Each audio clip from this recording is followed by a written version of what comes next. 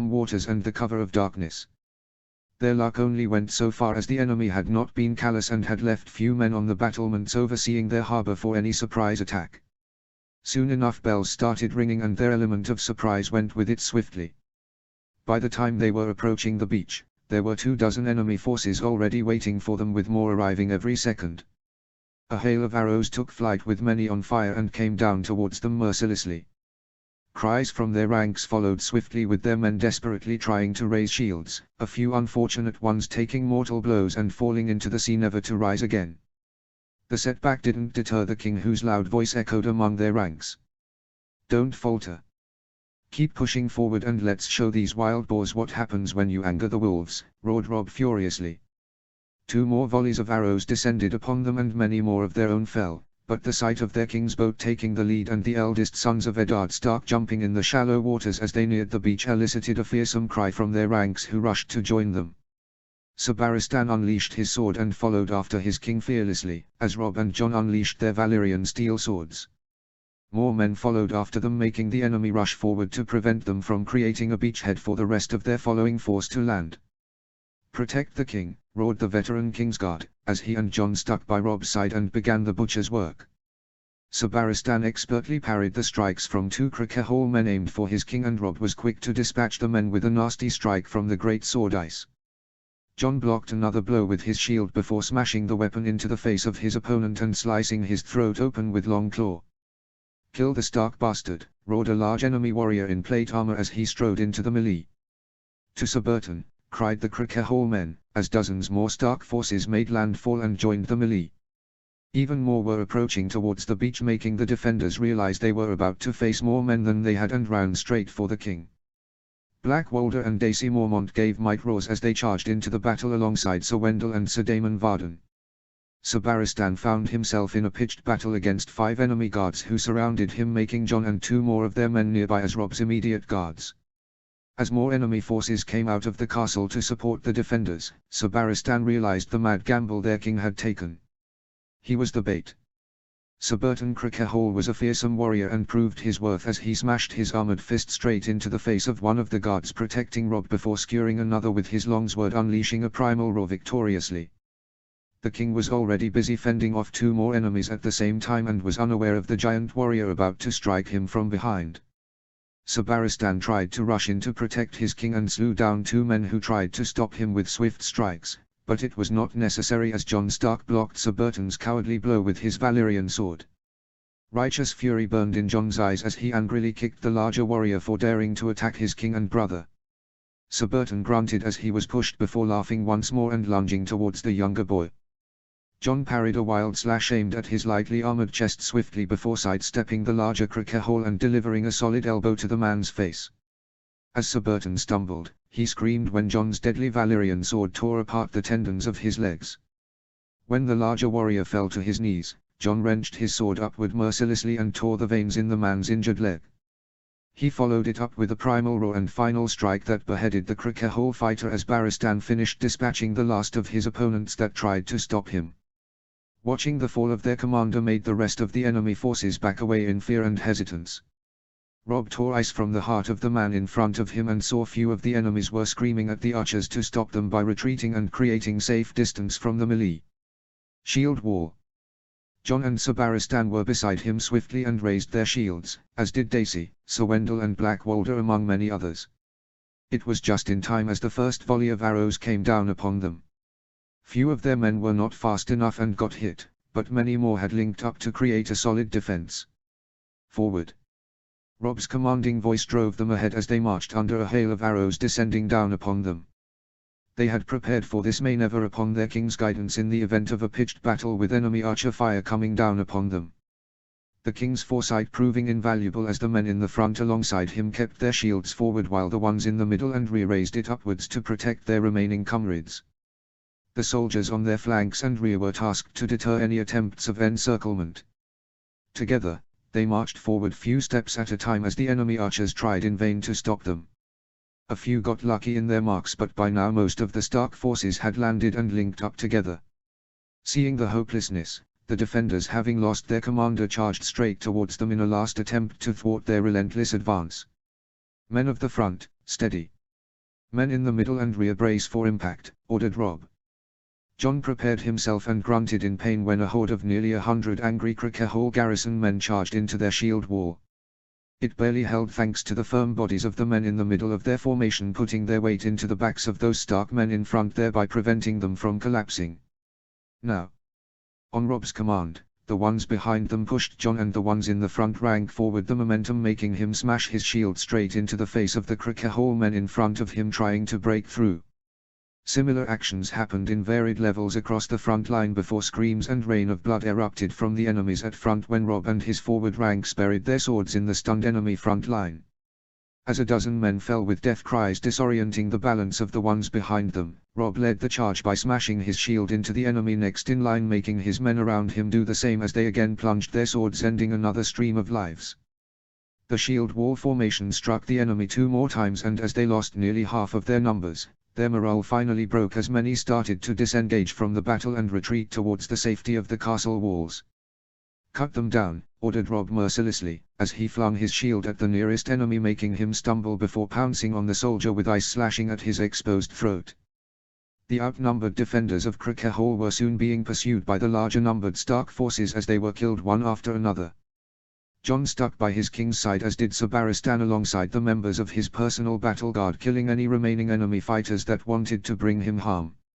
Soon enough they reached the walls of the castle and came under another round of archer fire as a few enemy stragglers had managed to retreat and bar the gates for an easy breach inside the stronghold.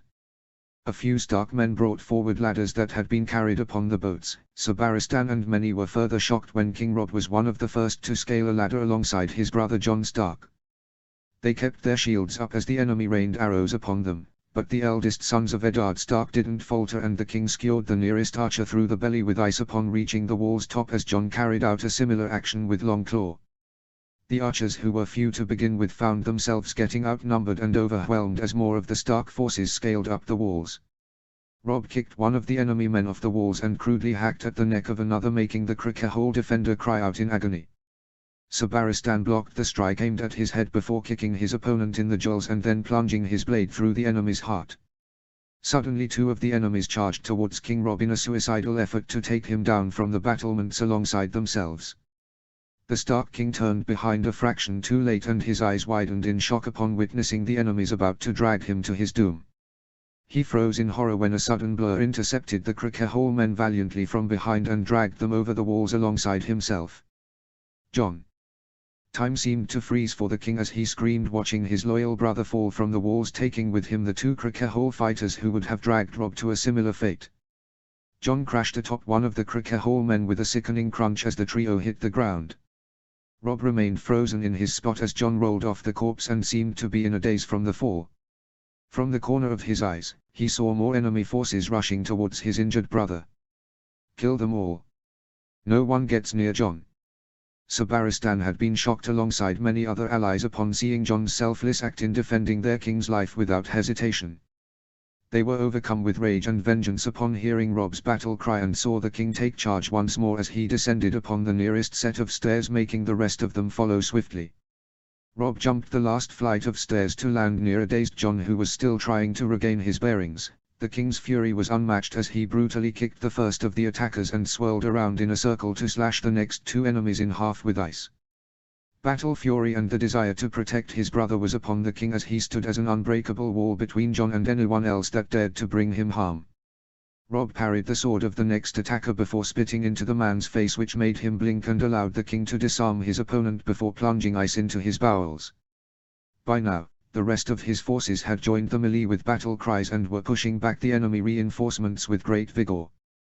Dacey Mormont was already beside John when the king approached his brother. Robb couldn't help but grin slightly when Dacey slapped John tightly, bringing some lucidity back into the White Wolf's dazed eyes. "What were you thinking, you crazy fool?" asked Dacey angrily, but Robb didn't miss the worry and affection in her eyes for his ever-broody brother. "Had to save him, Robb, where?" mumbled John weakly. His question was soon answered when Robb came forward to kneel beside him and envelop him into a firm hug, much to John's relief. "You saved my life." Before John could answer, the king broke the hug and slapped him lightly on the head, making him wince. "Never risk yourself like that again. chastised Rob worriedly, earning an equally meaningful look from Daisy Mormont, whose eyes seemed moist if only a little. "I could not lose any more family, not after," whispered John sadly, unable to finish that heartbreaking truth which was thankfully understood by the two people closest to him, who looked at him sympathetically. It was why Rob gently touched his shoulder and looked at him compassionately. "You remember our promise to each other, brother?" asked the king earnestly. "To win the universe together," remembered John, and looked at his brother and king with understanding present in his eyes. "I do," answered John solemnly. "Remember that, for without you I am lost." Daisy couldn't help but feel to have unfortunately invaded an extremely private moment between the Stark brothers. She watched John's gaze become a little moist upon hearing that heartfelt confession from the king, and watched him hug Rob, a gesture which the king returned with a smile. The single moment was enough to make her understand their actions and devotion towards each other. Neither had hesitated for a second to risk their own life when the other was threatened. It was the way with her own sisters. John had always spoke admirably of his brother, and Rob had entrusted him with critical tasks in their campaign when no one trusted the former bastard of House Stark. At first, she had thought it to be her king's generosity and faith in his family, but now she knew it was love for his sibling no matter his origins. "Daisy, thank you for rushing towards my brother and helping him while I was busy trying to save his pretty face," said Rob teasingly. "I saved your kingly ass twice before that," retorted John with a smirk, making Rob chuckle. "It was my duty, your grace," replied Daisy loyally, as she nodded towards Rob. "Regardless, I am grateful, my lady," replied John with a warm smile, which made her feel warm somewhere inside as well. "That makes us even, John." "For you saving my life against the mountain," answered Daisy with a smile. "Now that is a story I would like to hear once we have put these scum to the sword," said Rob seriously, making John and Daisy look towards the ongoing melee with the enemy reinforcements, which had already reached its final stages, with Sabaristan carving a river of bodies with the support of the Royal Guard. Daisy handed Longclaw back into John's hands and felt it was right when he blushed a little, something which didn't go unnoticed by the king, but thankfully no comment was passed by their leader as together they joined the battle. As they mopped up the last of the enemy reinforcements, they heard a loud roar and saw the Great Yon had scaled up the main gate's walls only to implant the Stark flag right into the face of one of the unfortunate defenders. The main gate of the castle was broken not a few moments later as hundreds upon hundreds from their main army started pouring through. Leading the charge were 3 vicious direwolves supported by a hungry pack of smaller wolves that crashed into the remaining enemy forces like a tidal wave. Much to the dismay of the vengeful Royal Guard, the battle was over by the time they reached the main courtyard, with most of the castle defenders dead and only a handful taken as prisoners. Many of the dead were ravaged by wolves in fury, which made many shiver when they saw the beasts approach towards the Stark brothers coated in blood, dirt and guts. Rob and John didn't seem to mind as they affectionately petted the direwolves, with Nymeria licking the slightly limping John with renewed vigor, which made him smile and hug the beast to calm it down.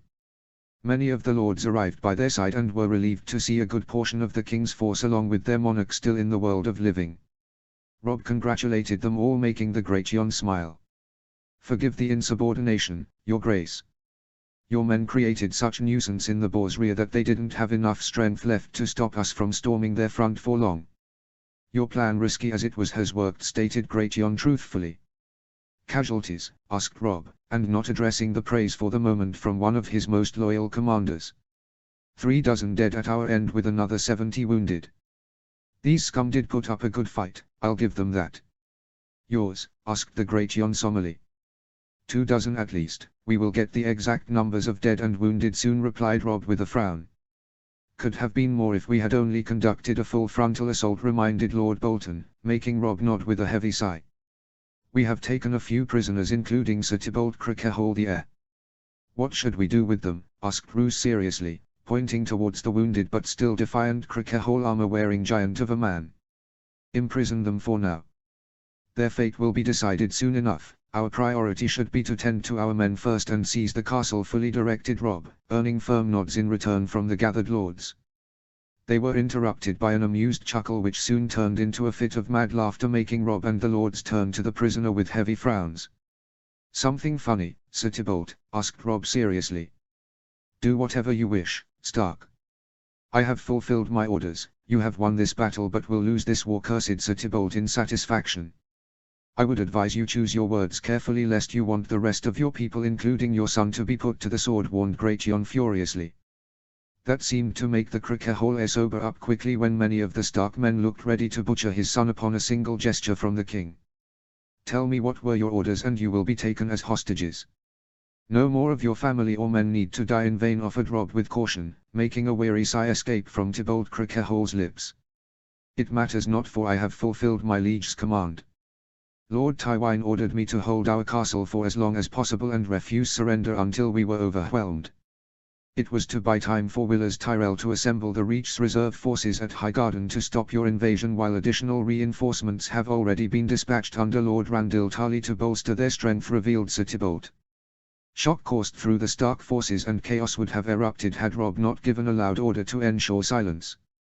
How many forces is Willers Tyrell assembling and the reinforcements being brought by Randil Tarly? Asked Robb quickly.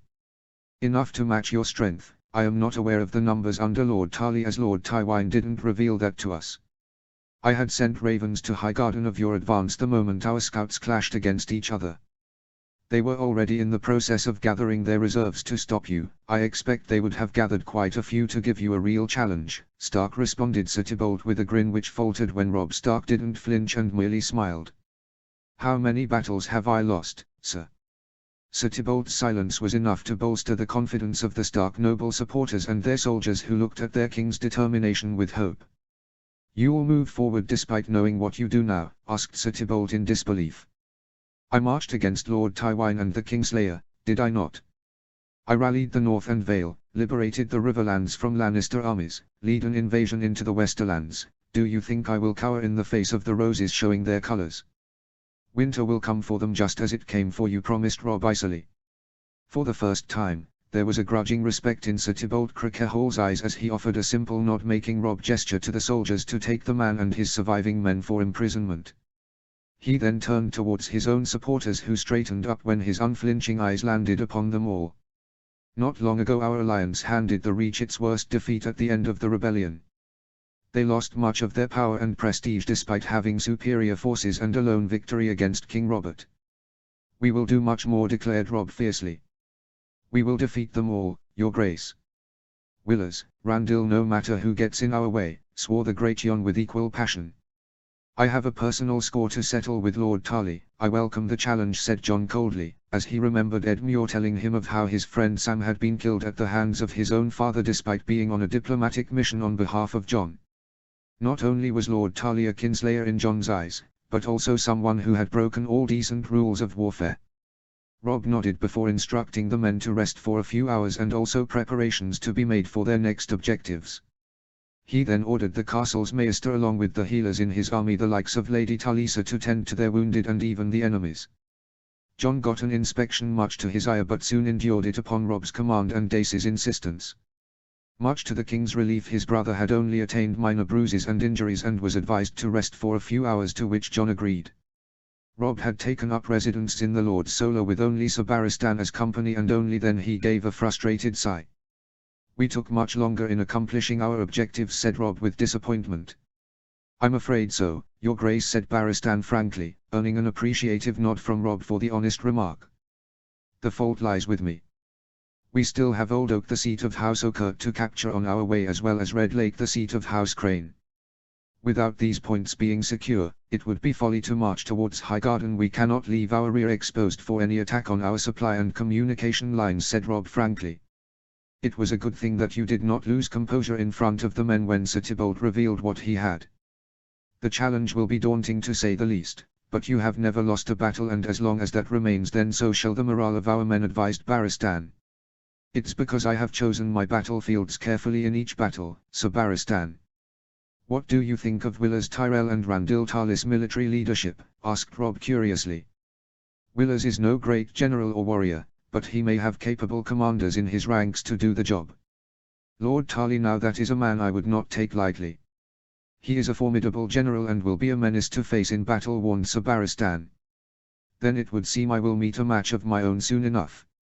Are you nervous, your grace? Asked Sir Barristan with curiosity. A little, if I am being honest.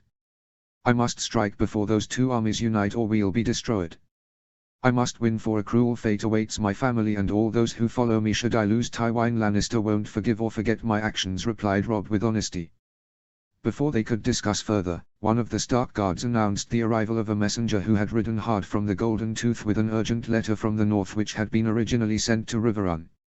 Robb took the letter from the man before asking for food and lodging to be provided to him. Call Jon. Jon had been taking some much-needed sleep when he was abruptly awoken by Daisy Mormont, who informed him the king wanted to see him urgently. By the time he reached the Lord's Solar where his brother was residing, he found Robb waiting there impatiently along with Ser Barristan. Both men looking equally worried. "What is it?" asked Jon quickly. "Bran has written to us. The Wildling army's attack on the wall is imminent under Mance Rayder's leadership. Uncle Benjen has returned home and is guiding our brother. Says the Wildlings are desperate to escape from the White Walkers and want to get past the wall at all costs. Lord Marndaly has also reported the movement of a large portion of the Iron Fleet going beyond the wall," answered Robb grimly, not yet revealing the tale. Bran had informed of a potion from the Children of Forest to restore his legs in exchange for his help against the White Walkers. He didn't know what to make of this yet and wanted the two men in his solar to be focused on the military situation instead of myths for now. "White Walkers. They are mere legends, Your Grace." "Nothing more," refuted Barristan, only for Jon to shake his head. "They are real, and so are their army of dead. It was why Lord Commander Mormont sent me south to get help against the Wildlings and the White Walkers. We have sent reinforcements and supplies to the wall, but it will not be enough." "And what is the Iron Fleet doing by going beyond the wall?" asked Jon worriedly, making Ser Barristan stare at him in shock. "Bran has sent out the call for the Scattersea to assemble at the wall to provide additional reinforcements and requests permission to march with a good portion of our reserve forces stationed across the north except the ones at Moat Cailin, Bear Island and Deepwood Motte to aid the Night's Watch. As for the Iron Fleet, I am not sure of their intentions, but by the faintest chance they seek an alliance with the Wildlings to overrun our lands," said Robb gravely. "Bran's a boy and not fit to fight, much less lead any army." "His place is in Winterfell," argued Jon fiercely. "The Scattersea will only fight if a Stark of Winterfell leads the defense of the wall. Benjen is a brother of the Night's Watch, they won't follow him," said Robb flatly. "Bran's a child, brother. Let me go. As a brother of the Night's Watch it's my duty to defend the wall.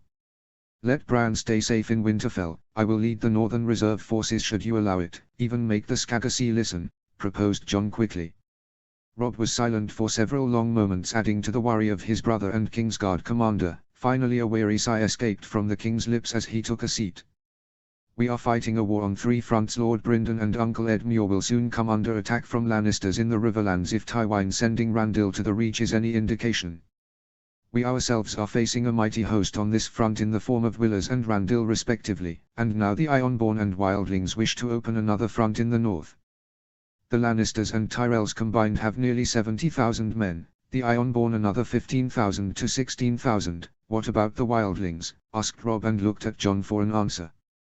"We had initial reports their host is close to 100,000 but less than half would be fighters, that is my guess," replied Jon with a sigh, making Robb and Barristan's eyes go wide in shock. "We barely have less than half of all our enemies' combined strength, and that too is scattered across various fronts in the north, Riverlands and Westerlands. We don't have a strong navy like the Ironborn. The few seaborne forces of ours are currently besieging Dragonstone under Lord Karstark," pointed Ser Barristan with a heavy frown.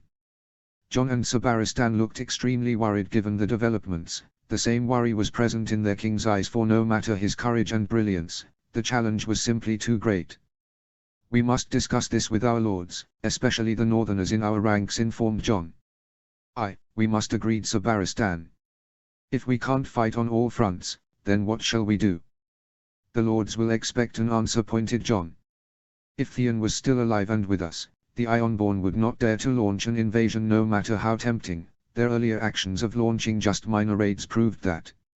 Now they seek to destroy our lands in the name of vengeance for Theon's death. He gave his life saving Sansa, and now we must fight his kin," said Robb sadly, and clenched his fists tightly. In this moment, Jon didn't envy the burden of kingship placed upon his brother's soldiers as he watched him deal with such a dangerous situation. Robb remained silent for several long moments as he grieved for Theon and the consequences of his death for their cause. For once, John was at loss of what would be the right course of action to save all those who followed them against their enemies at all fronts. He felt a glimmer of hope arise within his heart when he saw Rob steel himself and get up from his seat to walk towards the table where a map of the 7 kingdoms was placed. It would seem to win the universe we must first conquer each of the 7 kingdoms and even the people beyond the wall. Without dragons this time, said Rob with a grim smirk upon his lips, making John and Sabaristan relax a little upon seeing their king regain his determination. That would be a feat greater than one achieved by Egon the Conqueror, japed Sabaristan lightly, if only to humor his king's effort to lighten the mood. The time for dragons is over, brother. It's the wolf's era now, said John solemnly, and felt a small pang of sadness within his heart for a family that could have been his in another lifetime. Too many men want to call themselves kings these days. I wonder what's higher than a king, if only to make men see sense if we manage to win somehow against all these odds, wondered Rob. John didn't know the answer to that question asked by his brother, but Sabaristan had much to their surprise. That would be Emperor, Your Grace. They are the ones who rule over multiple kingdoms and are the highest authority, even beyond that of kings who are answerable to them. That title is only used in Yeti and is a foreign term in our lands. Our subjects are not familiar with it, which could be one of the reasons Egon chose not to name himself as such despite the 7 kingdoms under his rule qualifying for an empire, answered Sabaristan frankly. Your head's big enough for a king as it is, Emperor Rob Stark, said John with a smirk, making Rob chuckle and nod. Let's leave this point aside since it was a mere curiosity. Now we're in deep shit. The only way out in my opinion shall be this, said Rob decisively. John and Sabaristan listened as the king first went into detail of subduing the Reach in the quickest possible way, but one which would involve good number of casualties among their ranks. They accepted the decision knowing blood would be shed either way if they were to push through with their invasion.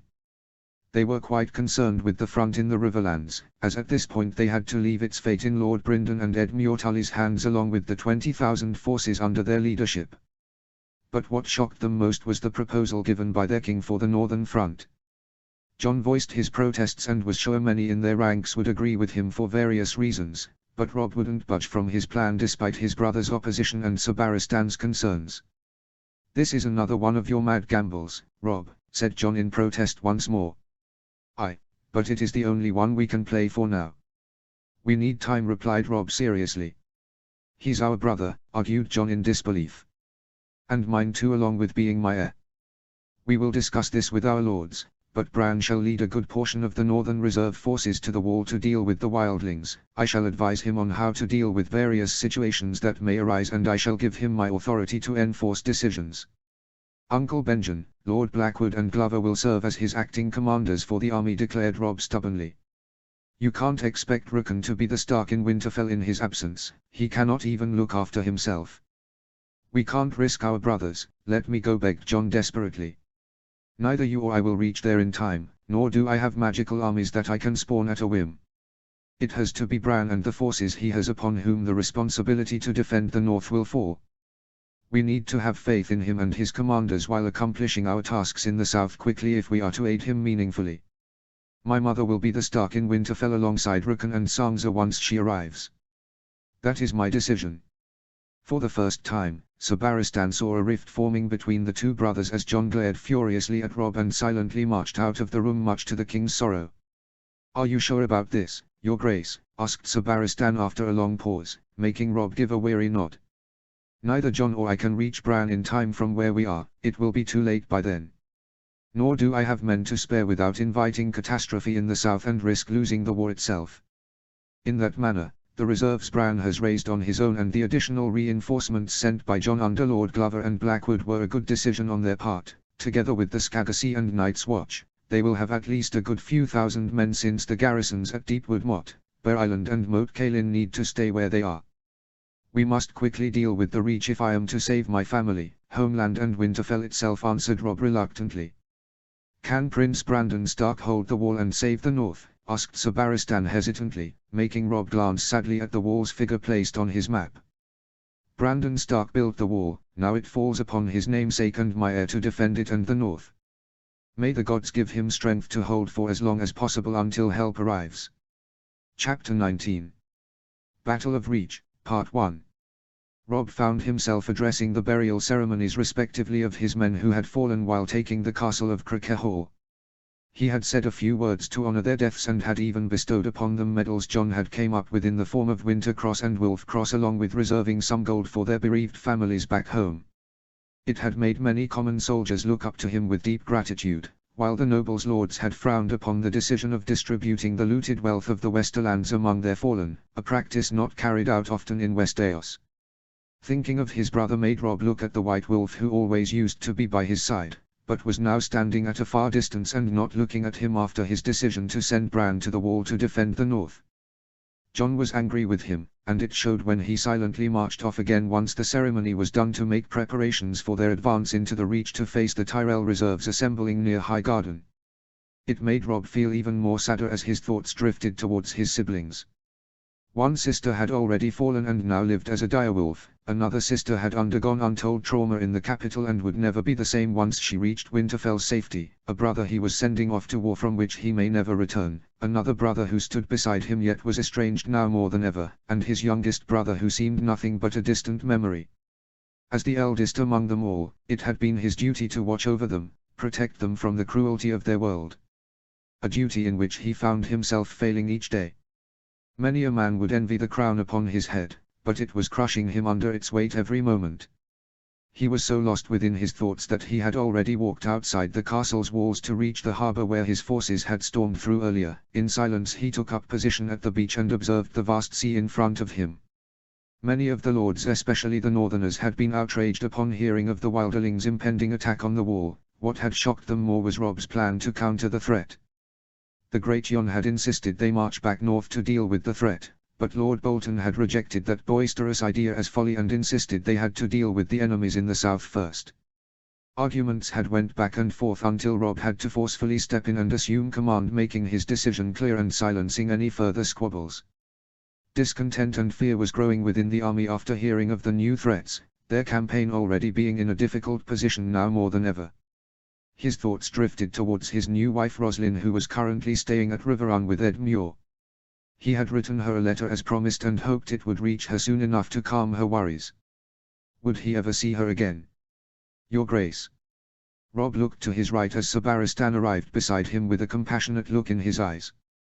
Was I lost too much? Asked Rob with a small smile, making the veteran knight nod kindly. You looked a world away. What troubles you? Asked Barristan sincerely. You have served kings and princes before, sir. There are many, including Jon, who disagree with my recent decisions. I promised my father I would look after our family, lands and people. Sending Bran to war was the last thing I ever wanted to do. If only I knew the price of kingship was this. I am ready to die for my family and people anytime, but to send them off to war and death while I stay alive is something that burdens my heart greatly, confessed Rob sadly. A king isn't just born or declared, Your Grace. A true king is made by steel and suffering. This is your trial by fire and for all those who follow you, including your family. The crown is not just a right, but a solemn duty to do right by your people, no matter how hard the decisions you have to make, advised Barristan solemnly. Rob pondered over those fateful words as Grey Wind arrived by his side and nudged him with a soft whine, making him smile. Watching that boyish smile upon the king's face only reminded Barristan how young his monarch truly was. One who wanted to win the universe itself if what the Kingsguard had heard between Jon and Rob was true. All of Rob's actions and victories only made Barristan compare him to Daeron Targaryen, the young dragon, a boy who became king at similar age and one who conquered Dorne to unite the Seven Kingdoms under the dragon banner for the first time. A reign that lasted just 4 years. Daeron didn't have a dragon by his side, but Barristan watched determination arrive within Rob's eyes through his direwolf's support.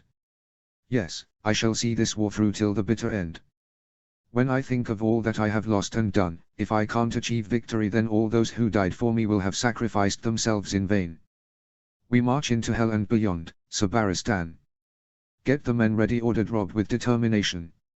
At once, Your Grace, agreed Barristan with a firm nod, and marched beside his king back towards the castle. Daisy found Jon working alongside her mother in organizing the supplies the army would need for its next offensive. It only made her frown, since he was the leader of the vanguard and was supposed to be with his own men, but had instead marched towards Mage Mormont when the king arrived to take a stock of their readiness to march. Thankfully, The great Jon, who was next in command, had taken over for Jon and addressed the king's questions while his brother sulked away from his mere presence. She had a wild guess behind Jon's discontent, probably being due to the king's decision to have Prince Bran Stark march alongside a good portion of northern reserves to the wall to aid the Night's Watch against the Wildling invasion which was imminent. Being an older sibling herself, Daisy could understand Jon's worries over this decision out of his love for Prince Bran, but this petulance was unbecoming of him, certainly not after what he had become for the king alongside the army now. It was why she marched in his direction, making her mother look at her with a raised eyebrow. "I need a moment with Jon." Now she all but commanded, earning a frown from Jon himself. "Daisy," he asked hesitantly. "A moment alone," she said with gritted teeth, and was further frustrated when Jon dug in against that request. "Whatever you have to say, you can say it in front of your mother," replied Jon calmly, which only made Daisy snarl angrily. "Fine. Get your head out of your ass." Of all the things he had expected her to say, this had not been one of them as he looked at her in shock. "You are commander of the vanguard. Your place is with your men and by the king's side. We are about to embark on a dangerous campaign from which many may never return. King Robb needs you now more than ever, and you have been running away from him at every instance," she scolded harshly, as her mother watched in grim silence, adding further to Jon's shock. "I am not hiding," he denied vehemently. "Do not lie to yourself, Jon. You can disagree with the king's decision, may even consider it a mistake for all it's worth, because you have the luxury of not being responsible for our entire cause and all these men and women under the Stark banner. But Robb cannot run away from that burden. You grew up with the king. Do you think he would hesitate in laying down his own life if it meant saving his lands and people?" asked Daisy furiously. Mage Mormont watched as some of Jon's bitterness finally started to subside as he lowered his gaze from her daughter's furious stare. The lad was a stubborn and too honorable, like her former deceased liege Eddard Stark. "No," he would not, agreed Jon reluctantly. "I have younger siblings like you up north. I wanted them safe and away from this war, but our lands are in danger. It is why 2 of them will march to war alongside Prince Bran. Do you think their lives are less important than your brothers? Do you think I and my mother do not fear for their fate like you do for Prince Bran's? Do my mother and I not want to march back north to protect our kin?" questioned Daisy fiercely.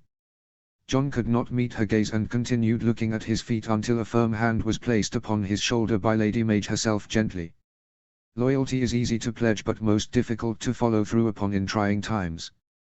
We have our own worries for our kin and lands, but the truth is Prince Bran is the only capable Stark left back home who can address the threat in time before we ever could. It's not ideal or what even King Robb or any of us ever wanted, but this is war and there are no easy choices against the number of enemies we face at all fronts. Our king has never failed us once and we shall follow him till the bitter end. But you are the only family he has here. He needs you now more than ever or all of us are lost, including your family back home," advised Mage sincerely.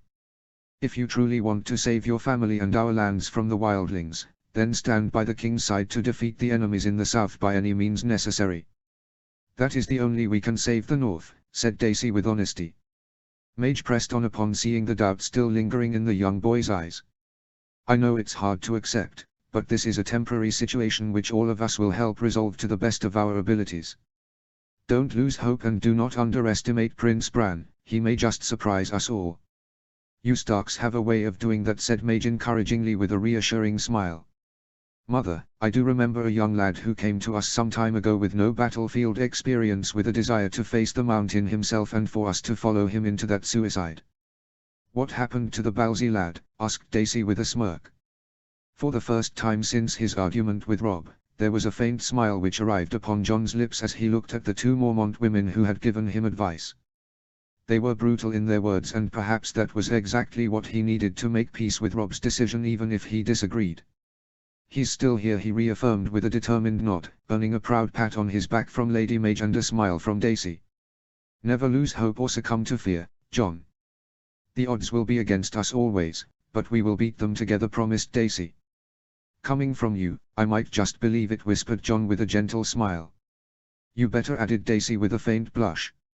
Mage gave a light cough, making the young warriors look at her nervously as Jon quickly made an excuse to seek out Robb and went off, nor did the leader of House Mormont saw the proud smile upon her eldest daughter's lips as she saw Jon march back with purpose. "Are you fond of him, my daughter?" Tell me truly, asked Madge frankly, making Daisy blush even more, but to her credit Madge's eldest child didn't cower away from her probing gaze. I think so. He's a good man and a fine warrior, he saved my life and is honorable. But he's bound to the Night's Watch, confessed Daisy with great sadness. He is a good man and a fine warrior, I agree. Our king made him a true Stark and intends to seek his release from the Night's Watch and has written to jeer at the wall for it. If this is truly what you desire, then I can write to my brother as well. It has been a long time since our house was truly tied to the Starks by marriage. But see if he feels the same for you, my daughter, while you are my heir and are aware of your responsibilities including marriage to elevate our house's standing. I want you to be happy too, answered Madge with a brief smile. Daisy was shocked and could only gape at her mother, which made the older she-bear chuckle gruffly at her daughter's embarrassment, but it also ignited a blossom of hope within her heart. Jon found his brother in his solar going over the battle map to plan out their next move to the minute detail. Upon seeing his arrival, Robb looked at him with hope and some caution after how their last conversation had ended. Jon, he said simply. I still disagree with your decision of sending Bran to the wall and think it's a mistake that puts his life in jeopardy, replied Jon frankly. I am not changing my decision, Jon answered Robb with equal determination. I know, but I also understand now as to where you're coming from. It's not what we wanted, but this is war. Daisy and Lady Madge Mormont were quite blunt in explaining that to me, confessed Jon wryly, making a thin smirk arrived upon Robb's face. The bear clubbed the wolf, I see, jested Robb. Don't push it, warned Jon with a smirk of his own, as Robb came forward to stand before him and placed a hand upon his shoulder comfortingly. Help me crush our enemies in the south and I will find a way to help Bran more quickly once our forces are freed, promised Robb, making Jon nod tiredly. Together they marched towards the map as Jon asked his king the plan to make such a miracle happen. To his credit, Robb had come up with some moves. Sir Lyn Corbray and his scouts have brought in some interesting news. The Lannister-Tyrell alliance knows Highgarden cannot be allowed to fall or it will put their entire war effort in jeopardy. Willers Tyrell has already amassed a good number of reserves near his home, but they are pulling in more reserve forces from Old Oak, Red Lake, even Cornfield, who are sworn to the Lannisters, have sent men to Highgarden. So are men from seats of Golden Grave, Cider Hall, Old Town, Horn Hill and minor knightly houses nearby, reported Robb. They are leaving the seats of their bannermen nearly defenseless, exclaimed Jon in shock. It's a trap for us, Jon. Tywine wants us to waste time, men and resources in conquering those weakened seats, which will allow Willers and his commanders to consolidate all their forces and whip them in shape, as these are not the best fighting men of the Reach. The fall of Cricker Hall bought enough time for these seats to start sending their levies towards Highgarden, and while the houses near Highgarden have assembled their forces already under Willers, the men sent by Cornfield, Old Oak, Red Lake and Golden Grave are yet to reach Highgarden and are still on the march, explained Robb in detail, as he placed figures on the map basis the reports from their scouts. They are spread out, realized Jon with an eagerness that made Robb smile. Exactly, together these scattered forces are made up of nearly 7,000 men. That puts our estimate of nearly 8,000 forces having already assembled at Highgarden already. Our first objective will be to fall upon these 4 scattered forces to destroy or rout them. Lord Templeton will be provided 2,000 men to fall upon the host marching from Golden Grove, while the rest of our 14,000 forces will descend upon the individual hosts that have marched from Old Oak, Cornfield and Red Lake. Once that is done, we will confront the forces at Highgarden before Randyll Tarly arrives with his 20,000 reinforcements. We need to capture Willers alive, as he is the key to Highgarden, and truly knock out the Tyrells from this war, leaving the Lannisters as our next enemy. There is also some good news for us. The Crag has swiftly fallen to a fine assault led by Sir Harold Hardine with limited casualties. Our gallant young commander and his nearly 2,000 men are eager for more action, and I have asked him to link up with Lord Templeton's force as soon as possible. Once the levies from Golden Grove are routed, they are to raid nearby lands for supplies and destroy logistic centers. This 4,000-strong strike force of ours will implement a scorched earth policy to deny Randyll and his reinforcements supplies and a clear path to reach Highgarden swiftly, while also acting as a screen for our main force. This crucial time will allow us to force a decisive battle at Highgarden. Should we capture its heir and that seat, Randyll will have to lay down arms, retreat back to Tywine, or risk a battle that could lead to death of their kingdom's heir, and I doubt Mace Tyrell would want that to happen, explained Robb in detail. Jon looked at his brother for a long moment before giving his advice. It's a good strategy, but there are too many things that can go wrong. The odds are severely against us, cautioned Jon. When are they not? If we lose in Reach, the war is lost. We either win here or face annihilation, those are the choices. And I intend to win. Jon was stunned for a moment when he saw the unwavering resolve in his brother's eyes, which only served to harden his own determination as he placed a firm hand upon Robb's shoulder. Then let's get this done. As the army was about to start its march in an hour, Robb and Jon found themselves catching sight of a small group approaching towards Cricket Hall. The new arrivals were a group of some 50 men, most carrying the Bolton banners alongside a handful from House Umber. Jon squinted his gaze and saw a giant of a man, as fierce and tall as the great Jon himself, leading the party. Smalljon has arrived, it seems, just in time, said Robb with a pleased smile, upon recognizing the most fiercest of his personal guard galloping towards them with the Boltons following his lead. He was never one to miss a good fight, replied Dacey with an amused smirk, making the king nod heartily. The one beside him is my base-born son Ramsay Snow, your grace. He has arrived just as you ordered to prove himself worthy of becoming my heir with your blessing, reminded Lord Bolton calmly, as he stood beside members of Robb's personal battle guard and other prominent lords. That he has, Lord Bolton, was all the Stark King said in reply with caution. That's the Hound. What the hell is he doing here? Asked Jon in shock, and similar questions were visible upon everyone's faces as they saw Sandor Clegane as one of the men in the approaching group. Robb didn't answer right away and instead marched towards the edge of their camp, making the others follow after him quickly. The new arrivals reached their location soon and swiftly dismounted to kneel in front of Robb respectfully. The great Jon himself watched his usually boisterous air, having a somber expression upon his face as he looked at their king. Your Grace, I am here to seek your forgiveness. While we managed to rescue Princess Sansa from King's Landing, I lost most of my force, including loyal members of your personal battle guard. If not for Sandor Clegane, our mission would have failed completely. Whatever punishment you deem fit, I shall accept, said Smalljon truthfully. Even if they had known about the casualties from the letter Smalljon had sent to Robb some time ago, Jon saw the personal confession from the man himself reopen old wounds, as for a moment he saw Robb's sad gaze searching for the friends and companions who never returned from that doomed rescue mission.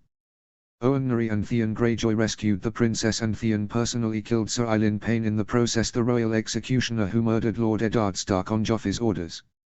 Owen and Theon alongside few others stayed behind to buy us time to escape with Princess Sansa. They sent Payne's head as a final tribute of their service to you alongside the princess's rescue, reported Smalljon solemnly, as one of the Umber men behind him showed the rotting head of the former royal executioner as proof, which Sir Barristan confirmed once belonged to the mute Stormlander.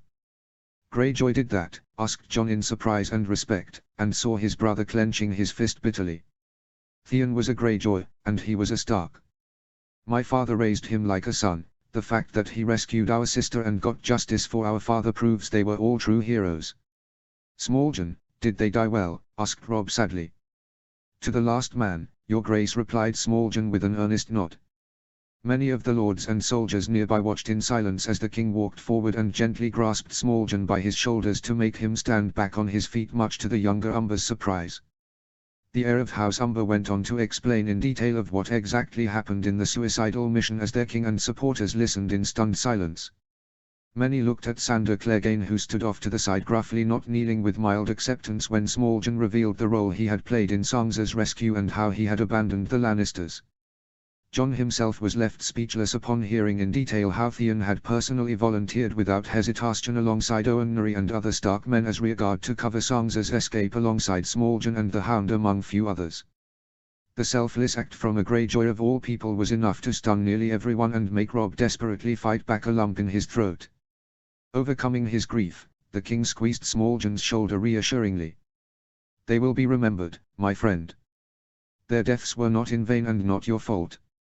Honor them the only way any of us can with this against our enemies, said Robb as he pointed at Smalljon's sword, earning a vengeful nod from the giant Umber. I will, your grace, promised Smalljon fiercely. Your service and those of our fallen will be rewarded, Smalljon. Same goes for you, Sandor Clegane, said Robb decisively, as he looked at the Hound, who stepped before him without any fear or hesitation and looked straight into his eyes, making many tense up. Theon was my friend and I will honor the reward he promised you for saving my sister from the Lannisters. I do not know why you abandoned your masters, but your help is nonetheless much appreciated. See to it he is given the gold promised right away, ordered Rob without hesitation, earning a firm nod from Mage Mormont, much to Sander's surprise. This stupid giant kept on saying you Starks honor your promises. Glad to see he was not full of shit, admitted Sander grudgingly, earning a knowing smirk from Smalljan. That we do, replied Rob simply. Who killed my brother? Just like that, the tension was back again, as nearly everyone was aware of the legendary enmity between the Clegane brothers. Jon felt a voice within his heart demanding him to step up, so he did just that. I did. Jon didn't flinch when Sander's dark glare landed straight upon him. Alongside shock there was also anger and maybe a bit respect in those merciless eyes. You took down Gregor? Asked Sander in disbelief. I had help, replied Jon, as he patted Ghost, who was standing beside him, earning a menacing stare from the wolf right back at the hound, who to his credit didn't flinch away. He was mine to kill, he growled angrily. It's done. Rob and many others were impressed by the steel they heard in Jon's stern reply as he looked at Sander Clegane without a flinch as Nymeria and Greywind arrived beside Ghost and its master to glare coldly at the giant of a man who finally got the message. Whatever bitter words Sander wanted to say further were silenced when he saw the three menacing direwolves standing protectively around the boy who killed his brother. Perhaps he could kill one of the beasts, but was sure to get mauled to death brutally by its remaining packmates. If the thousands of Stark forces didn't butcher him first for trying anything on the king's brother. Gregor was mine to kill. Since you stole that from me, I want something else apart from the reward, said Sander bitterly. Nymeria growled furiously and took a few menacing steps towards the hound, making him reach for his sword, only to stop when Jon grabbed the wild beast's fur in a restraining manner. There was a clash of will between the beast and the Stark, which the boy eventually won by leveling an equally fierce glare at the wolf, who much to everyone's shock reluctantly backed down. What is it? Asked Rob cautiously, while trying to ignore what Nymeria was about to do. Why did Arya have such enmity for this man apart from the obvious reasons? I've had enough of the Lannisters and their stupidity. They kept me from seeking vengeance against my brother for what he did to me. If they win this war, then I'll meet a face worse than death at the hands of that little shit of a king of theirs. Before they kill me, I want to kill them. It's the only thing I'm really good at, said Sander with great reluctance, as he gestured to his sword. You want to join forces with us since it's the only way left for you, said Lord Bolton calmly. He could be a spy, Your Grace. Get into our ranks and relay critical information of our plans to his real masters, or betray us at the right time, warned Daisy, earning a hateful glare from the hound. Much to her surprise, Rob disagreed. He's a brute but also a warrior, not a trickster or a spy. I will accept your request to join our ranks against the Lannisters, but only if you swear loyalty to me. I don't feel you believe in the old gods or the new, or honor, so make your oath on something you truly care about, Sander Clegane, said Rob seriously. The king ignored the ripple of shock that passed through his supporters, including Jon, but his keen gaze was fixated solely on the hound, who looked at him strangely for a long moment. Finally, the hound nodded and reluctantly knelt before the king and laid his sword at Rob's feet. Vengeance and survival. The Lannisters stole my life's purpose by forever keeping me away from ending Gregor's miserable life, so I wish to get my revenge on them for that mistake and ensure my own life gets spared in the process. If you can give me that, then my sword is yours, King Robb Stark, said Sander Clegane frankly, earning a firm nod from Robb in return. That is a vow I can respect and accept, for it matches with at least two things I am fighting for myself. Arise and be welcome, Sander Clegane. Together we shall deal with the Lannisters the only fate they deserve, promised Robb earnestly, making the giant warrior offer a brief nod as he got back up on his feet. Robb's attention lingered on the new warrior in his ranks for a brief moment before he heard another minor commotion, making him look back towards the front. A group of Bolton men were kneeling in front of him, with the one in the front being an ugly young man. Ramsay Snow at your service, Your Grace. I came to offer you my service as commanded alongside few of my companions, said Ramsay with a smile. Despite the decent armor on his self, the bastard of House Bolton gave Robb a very strange feeling. He was big-boned and slope-shouldered, with a disturbing fleshiness on his body. His skin was pink and blotchy, nose too broad and hair long and dirty from his travel. His wormy-looking lips only made the smile he was offering more disturbing than comforting. But it were the eyes that truly proved he was indeed Roose Bolton's son, for Robb could never forget the small pale eyes that were so cold. He could feel Roose Bolton's stare from behind, both at himself and his bastard son, which only made him decide not to draw out his reply anymore. That you did, Ramsay Snow. Lord Bolton has requested me to consider legitimizing you and make you House Bolton's heir. I wish to see the kind of man and warrior you are before making my decision. Prove you are worthy of this title by fighting for me in the next campaign, and then we shall see. You and your men will be placed under Lord Roose Bolton's command. I trust that will be acceptable, Lord Bolton? Asked Robb seriously. Roose Bolton nodded in satisfaction, making Ramsay's smile grow even more wider. I swear to make your enemies regret standing against you, Your Grace promised Ramsay eagerly. Robb merely nodded and gestured for the bastard and his men to join their liege lord before turning towards the rest of the army. We march into battle once again. One day later. Under the cover of darkness, Jon hid amongst the vast tree line dotting the ocean road. Behind him were nearly 3,000 cavalry from their vanguard. Lord Umber, Dacey and Sir Wendell were seated upon their horses nearby him. This reminds me of Oxcross, commented Sir Wendell with a smirk. Jon couldn't disagree, for their entire army had made a forced march from Cricker Hall and completely bypassed the seats of Old Oak, Red Lake and Cider Hall. Few in their ranks wanted to attack and plunder the nearly defenseless seats of their enemies, but the king had been stern with his command to be focused on their real target.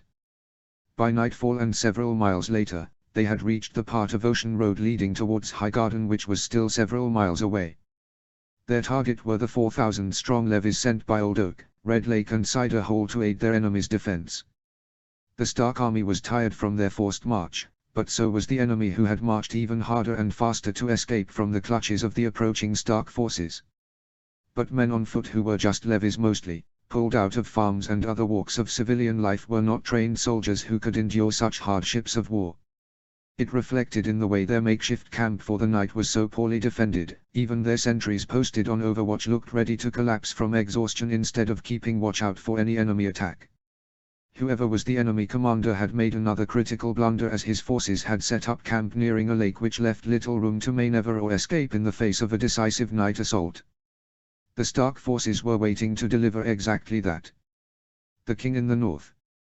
The great Jon beamed with pride when his heir's fearsome battle cry echoed through the entire area, followed by the sound of thousands of horses galloping forward straight towards the enemy camp's front entrance itself.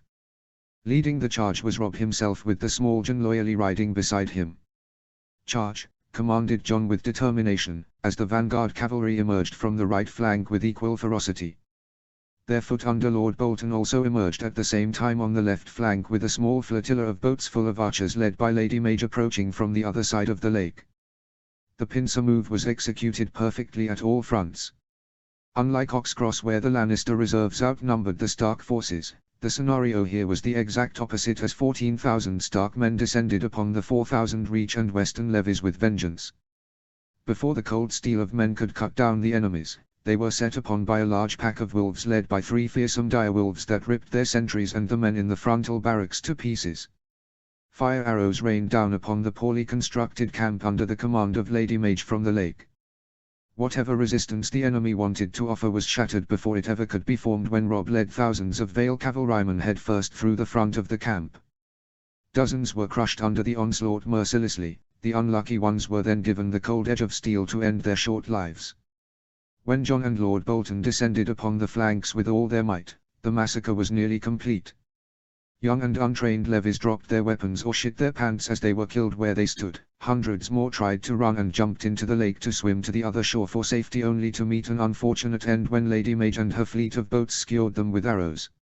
In less than half an hour the 4,000 reinforcements heading towards Highgarden were nothing but corpses. No quarter had been provided to a single enemy fighter, as the Stark forces efficiently and coldly completed the massacre. The horrors of war must have hardened Jon's heart, for he only had a grim look upon his face as he saw the thousands of dead young men all around him. Many had expressions of horror and despair etched upon their faces, hundreds more had shit themselves before dying. Whatever glory he had once imagined to be sought in war had by now completely vanished. The only solace within his heart was the fact that all this bloodshed was necessary to protect his family and people. He saw similar expression present on Robb's face when he finally reached his brother's side. The king was silently watching their men now collecting the dead for quick burials or funerals, while looting their supplies and gold with eagerness. "It's done, Your Grace," reported Jon solemnly, making Robb nod heavily. Our next battle won't be this easy and may just decide the fate of our entire war.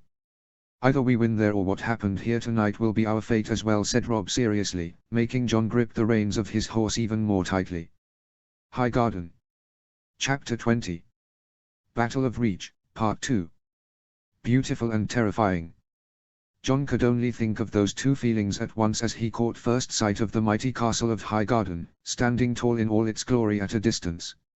It had been 3 days since they had massacred nearly 4,000 enemy reinforcements on the ocean road that had been hoping to reach the seat of House Tyrell. Even Lord Templeton, whom Robb had commanded to strike an additional 3,000 enemy reinforcements marching from Golden Grove, had managed to attack and inflict heavy casualties while scattering hundreds of enemy survivors, effectively neutralizing the threat on that front. If news were true, the Vale Lord was soon set to receive additional reinforcements in the form of Sir Harold Hardyng and his 2,000 men who had successfully taken the crag in the Westerlands earlier.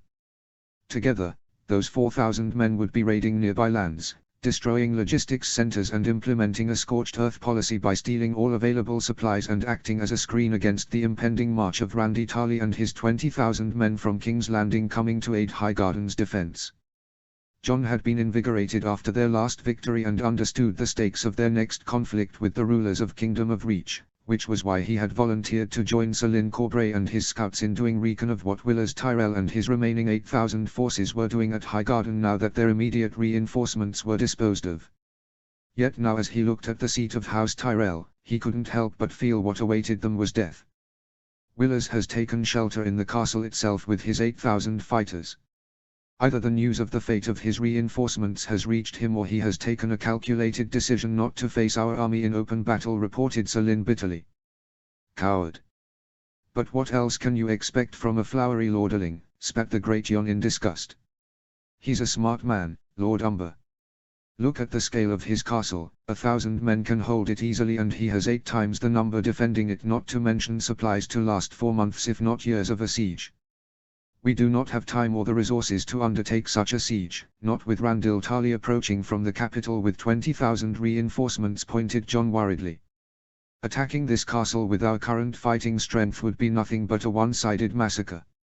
Neither do we have the men or enough supplies or siege equipment for such an endeavor, stated Sir Wendell Marndale with a heavy frown. For once, even the great Jon couldn't find a fitting rebuttal, not with their king's force having less than 14,000 men and another 4,000 under the command of Lord Templeton and Sir Harold Hardyng near the Golden Grove. Located on a broad verdant hill overlooking the vast but slow-moving Marndale River, Highgarden was a seat Jon had only heard of in stories. None of them doing enough justice to its strength and sheer scale.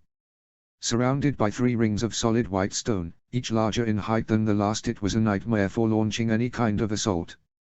Its numerous watchtowers would murder hundreds if not thousands of their forces in a devastating volley of arrows easily. Even if they somehow managed to capture the first wall by incurring heavy losses, it would cost them time and leave them in a terrible position.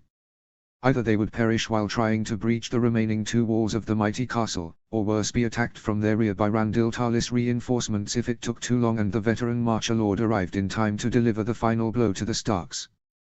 We must inform Robb at once, commanded Jon, earning grim nods from his comrades. Chaos reigned supreme in the command tent, with a dozen lords and commanders bickering amongst each other as Jon and the scouts relayed the news. He had expected such a reaction, which was why he stared at his brother, whose face was set in stone, never betraying a single emotion even after hearing the dire news. Jon could only wonder what was going on in Robb's mind at the moment. The Tyrell forces taking refuge inside their mighty castle had always been a credible possibility, but still somewhere they had hoped Willers Tyrell would take the more bolder option of confronting them instead of allowing them free passage to raid the lands of his bannermen. We must decide our next action wisely, my lords, stated Jon loudly, drawing the attention of most of their lords and commanders towards their king.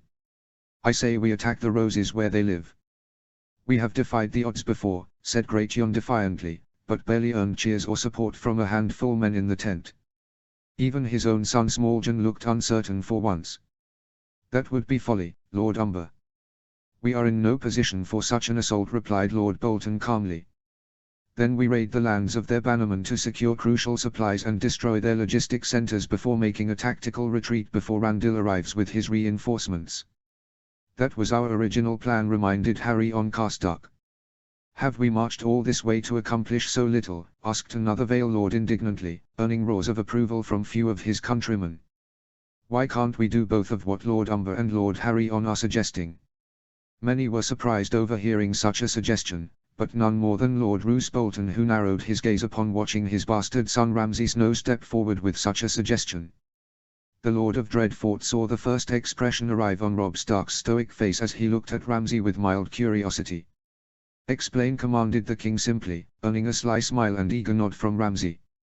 "My father is right, launching a frontal assault on Highgarden would be folly and lead to a massacre of our forces.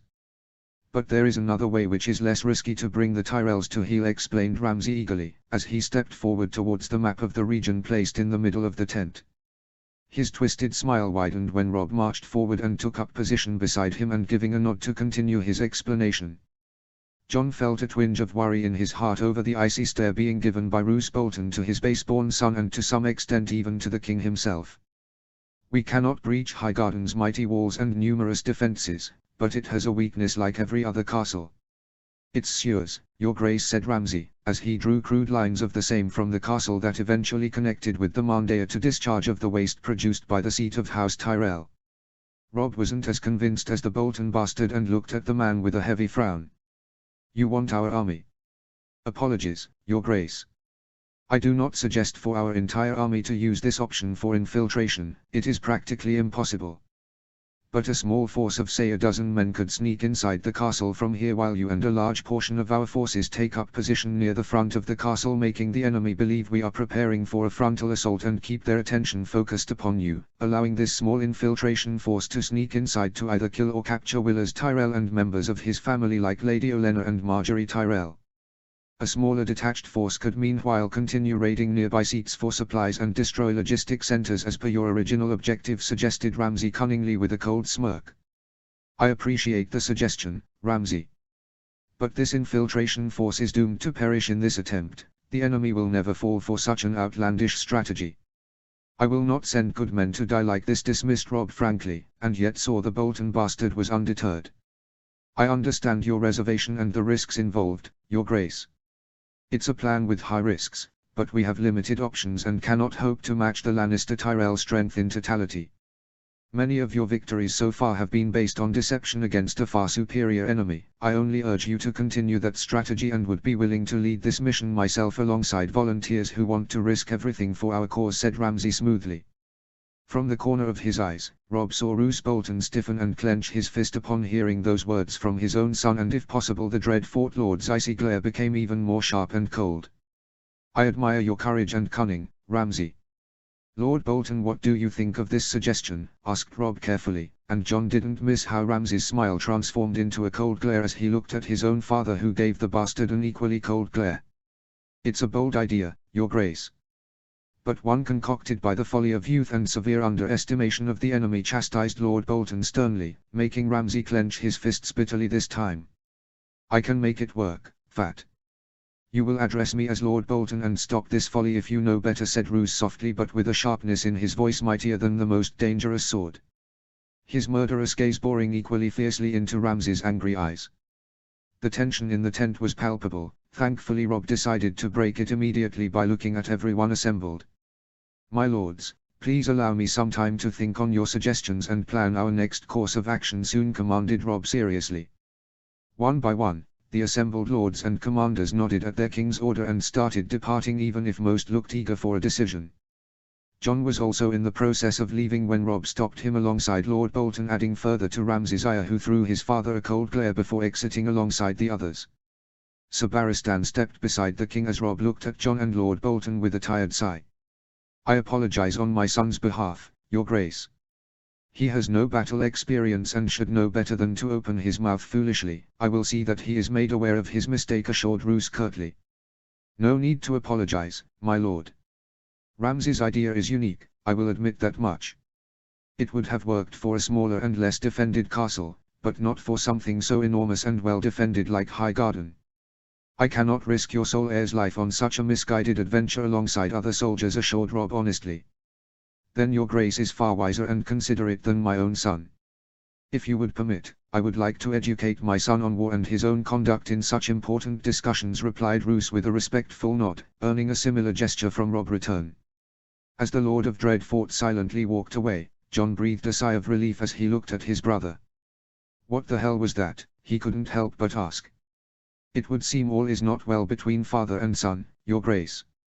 Ramsay overstepped, and I doubt a man like Lord Bolton would forgive such insubordination, cautioned Sir Barristan carefully. I agree.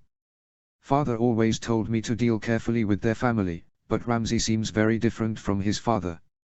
He is nothing like Roose, and I couldn't help but sense something about him that doesn't sit well with me. Keep an eye on him from now onwards, ordered Rob, making Barristan and even John give firm nods. A grim silence settled between the three warriors as they glanced somberly at the map in front of them. Their options had become quite limited on part of few smart moves made by their enemies. I think we should make a tactical retreat swiftly after plundering as much supplies from Old Oak, Red Lake, Golden Grove and lands nearby Highgarden. That will give our enemies pause, as they would not be able to mount a counter-offensive into the Westerlands swiftly even if Randall and Willers join forces soon. Even if they somehow manage to get ready quickly, we will have more than enough men to meet them in battle with our forces stationed already in the Westerlands, advised Sir Barristan. I agree, Rob. I want to meet Randall Tarly in battle as much as you do, especially after what he did to Sam. But the odds are against us. We can't get pincered between his reinforcements and Willers alongside his men at our back, agreed John reluctantly. The two men waited for their king's decision and watched as Rob grimly stared at the battle map for several long moments. Ramsay was right about one thing. Many of my victories so far were based on deception against stronger opponents. Even if we raid nearby lands and steal supplies before making a tactical retreat, it still leaves a vast portion of Reach unscathed.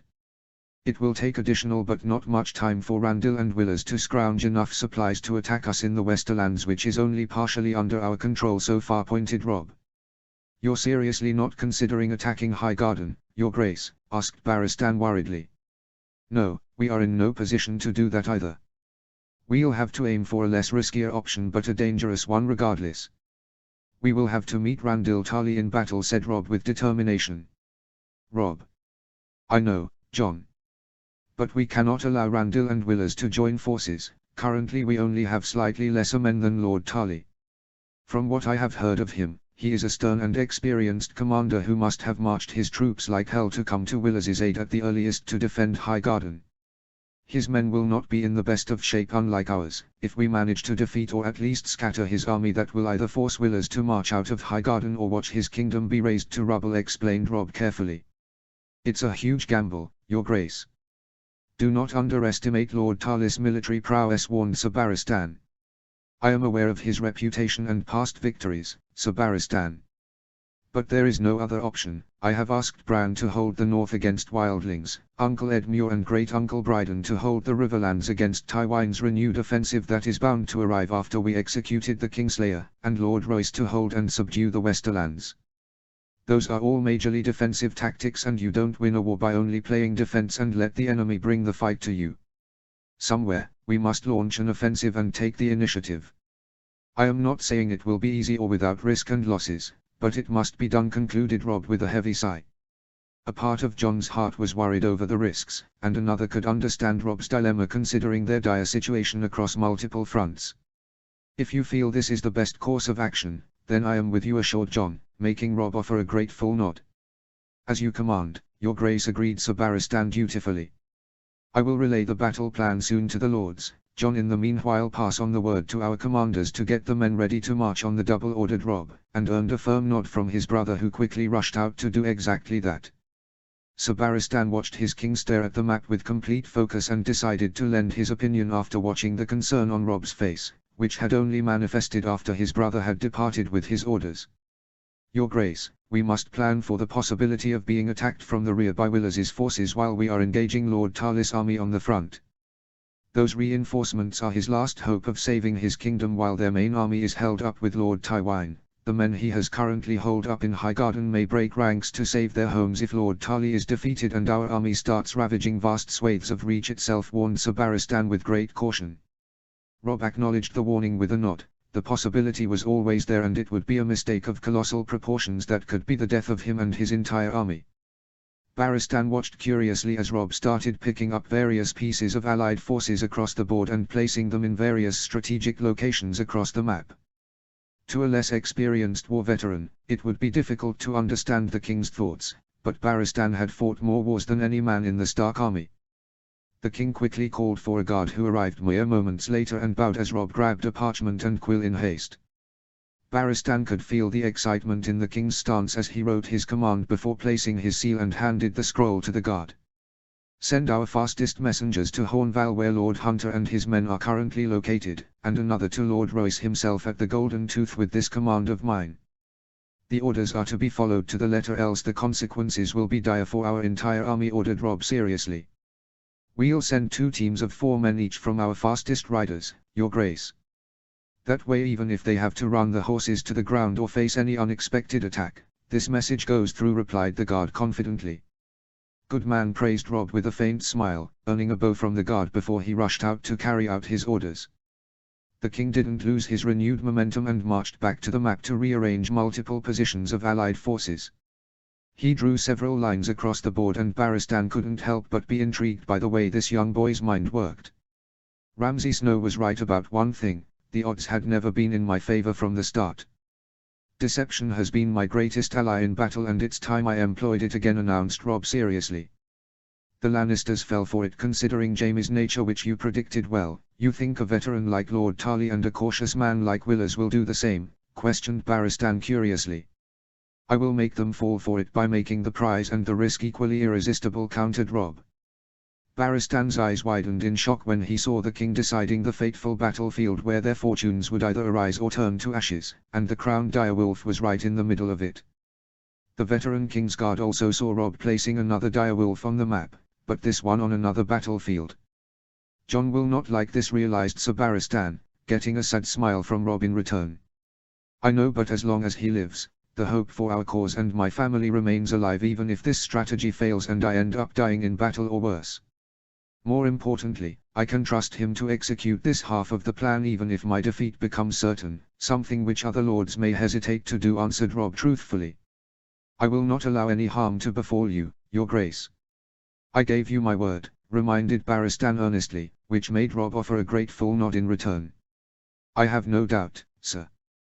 But it's best we both entrust our hopes to Jon in case the worst happens and neither of us makes it back. It was late afternoon and the army had already started preparing for their marching orders as per their king's command when Jon received a summon to meet his brother in his tent.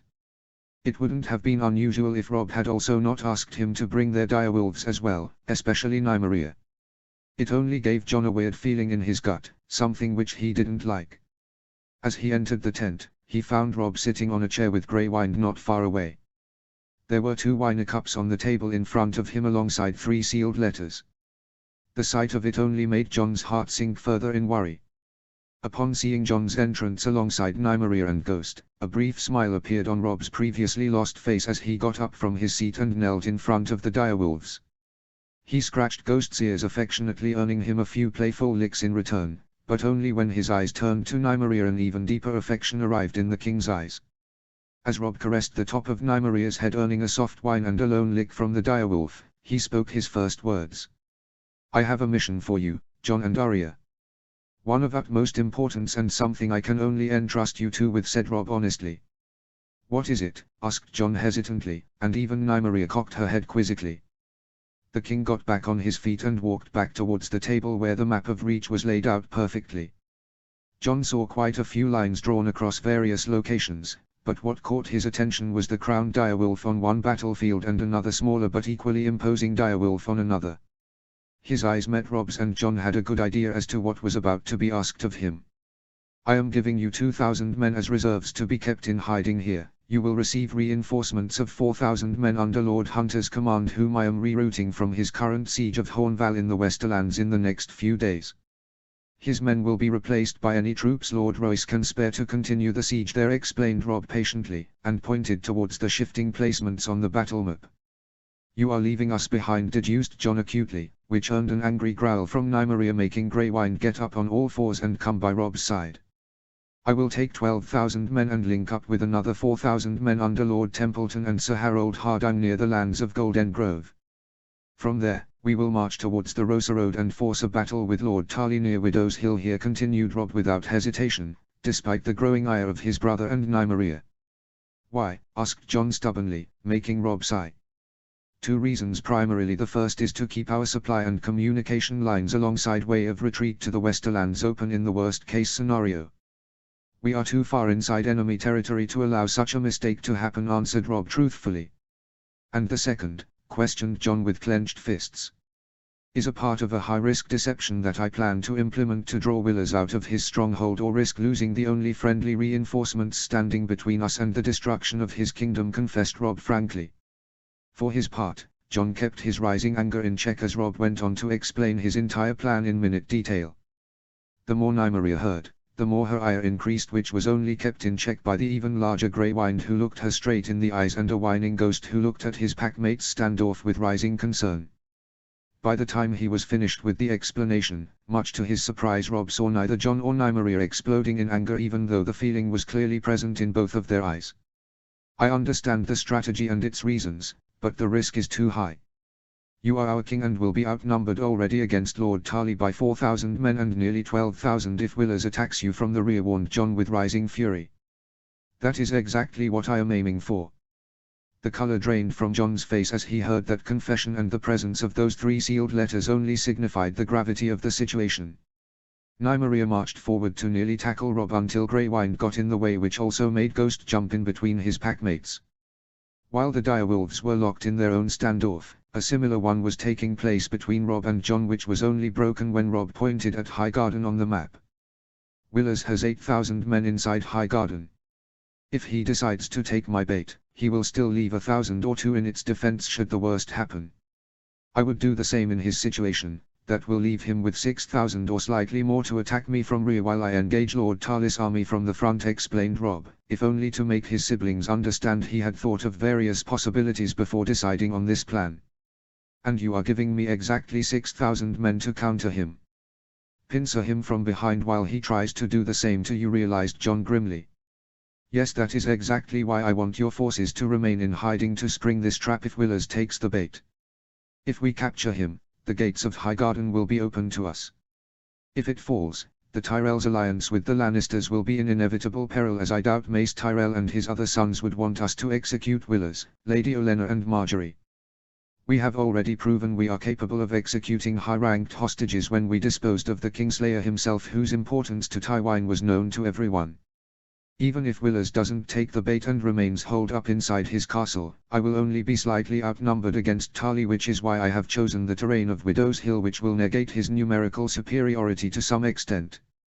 If the worst happens and I am still defeated, you will keep my way of retreat secured by preventing Willers from blocking my way back into the Westerlands. And in the rare event of my death in battle against Tarley, I want you to take up command of our army and keep on fighting in Bran's name, who shall succeed me in case I die without a male heir, with Rickon and Sansa as next in line, followed by yourself in the absolute worst case scenario, explained Rob with great patience, as he picked up the 3 letters and offered it to Jon. This is my decree authorizing you to lead our army in the event of my death or capture, and the line of succession of the Stark dynasty. This letter is for Roslyn my wife, and this one for Mother and all of our siblings. As Jon heard those words and looked at each of the respective letters being pointed and offered by Rob, the sinking feeling in his heart turned into an abyss. The Stark dynasty. Those words made him realize what Rob and ultimately every one of them in the army were fighting for, apart from justice for their slain loved ones. Unlike Aegon the Conqueror, they didn't have dragons to even the odds nor the larger resources possessed by their enemies in terms of armies, supplies and wider support. They had to fight with what they had, take risks or give up on any hope of winning this war. I do not like this, but if I was in your shoes I probably would have done the same, confessed Jon sadly, much to Rob's surprise and relief as the king grasped his shoulder affectionately. You are the only one I can entrust all of this with, brother. Besides, I have faced worse odds before and prevailed, encouraged Rob. I'll hold you to that, Stark warned Jon, as Rob nodded fiercely. Despite Jon's bitter acceptance, Rob saw Nymeria was far from convinced and was only being kept in check by an imposing Greywind and a concerned Ghost. It was why he stepped forward and knelt beside the she-wolf to look her in the eye. This has to be done, Arya. Whether we like it or not. The longer we are trapped in the south, the more Bran and our entire family's life remains in peril against the wildling hordes and worse. Bran will die if we don't help, so will Mother, Rickon and Sansa, said Robb without hesitation, which finally made the she-wolf lower her head. A soft whine escaped from the wolf's lips which was more of a gentle cry, one which Jon understood with a sad smile. She's only worried you might die, Robb consoled Jon, and watched as Robb gently lifted the she-wolf's head back so he could look her in the eye fearlessly. The boy you knew at Winterfell died the day he marched to war. What remains before you is your king who must fight this war against all odds, stated Robb fiercely. Jon saw those words finally erasing the remaining defiance left inside of Nymeria and threw her in Arya herself upon seeing Robb's determination. He couldn't recognize his own feelings when Robb got back up, and the fire he saw in his brother's eyes touched something inside of Jon's very soul. We will win the universe together regardless of the risks and who stands in our way. I will make sure of that. The reminder of their shared childhood dream alongside the hand offered by Robb made Jon understand that it was time to repay the faith his brother had bestowed in him all this time. Then let's show them the fury of the Winter Wolves, agreed Jon with equal determination, as he shook his brother's hand without hesitation. Greywine's fierce howl that followed right after was soon matched with equal ferocity by Ghost and Nymeria herself. The very heavens seemed to split apart again and again as the brothers heard echoing howls following soon after from all across their camp by the large pack of wild wolves brought into their army by Nymeria. With grim determination, they picked up the respective wine glasses and made a final toast. To victory. Chapter 21. Battle of Reach, Part 3. Call the banners. Robb couldn't help but remember that fateful declaration of his own made not so long ago, and yet felt like a lifetime apart as he stared at the grand image of Highgarden off in the far distance even as his army made a rapid forced march away from it at the Wolf's Hour.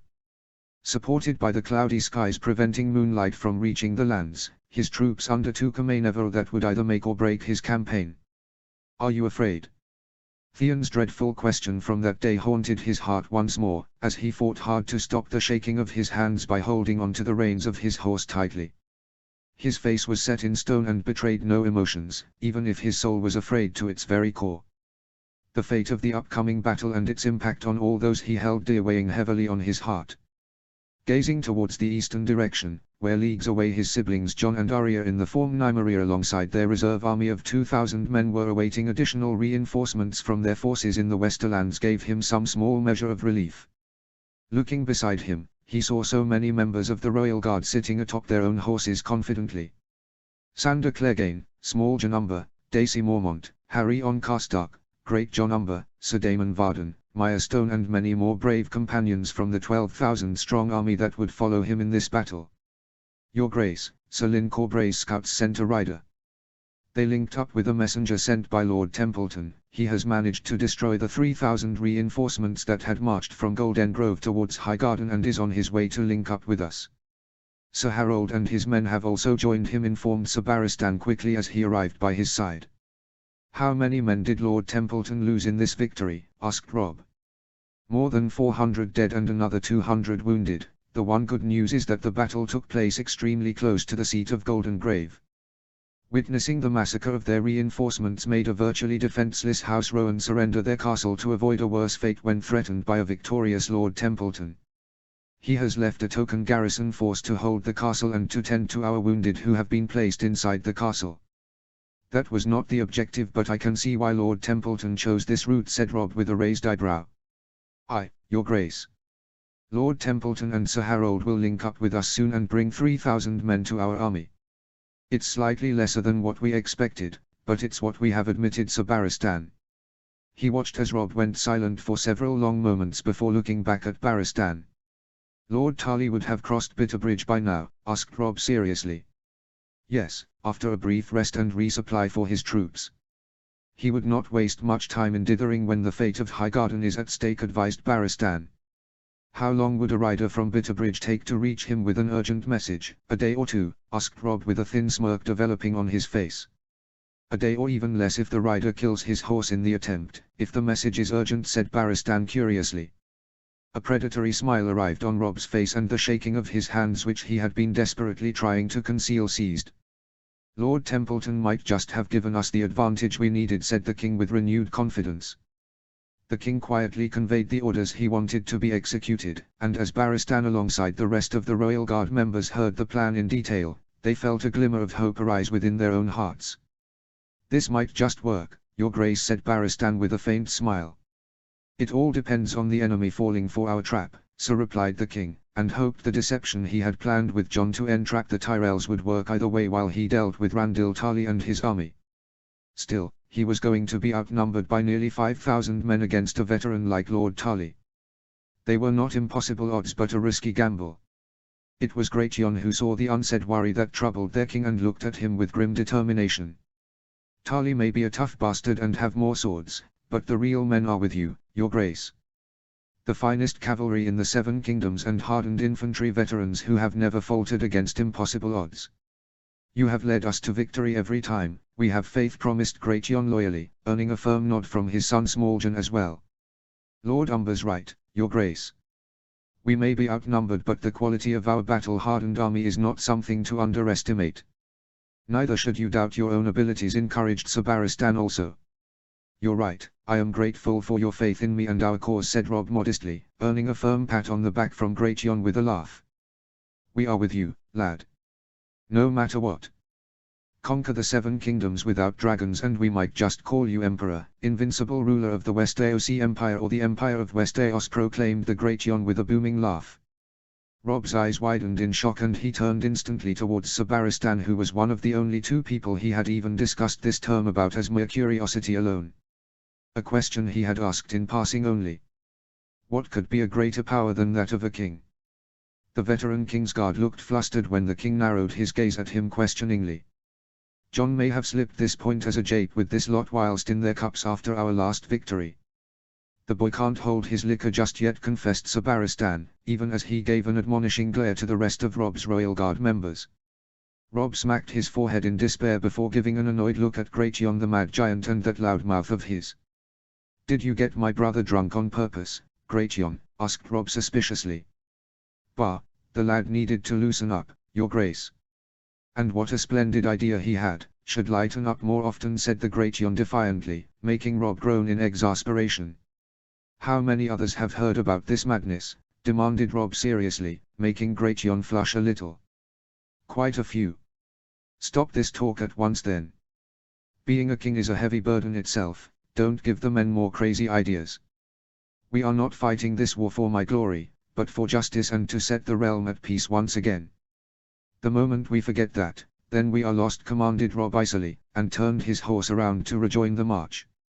Sir Barristan levelled his own glare at the group and was about to deliver his own words when the Great Jon interrupted him before.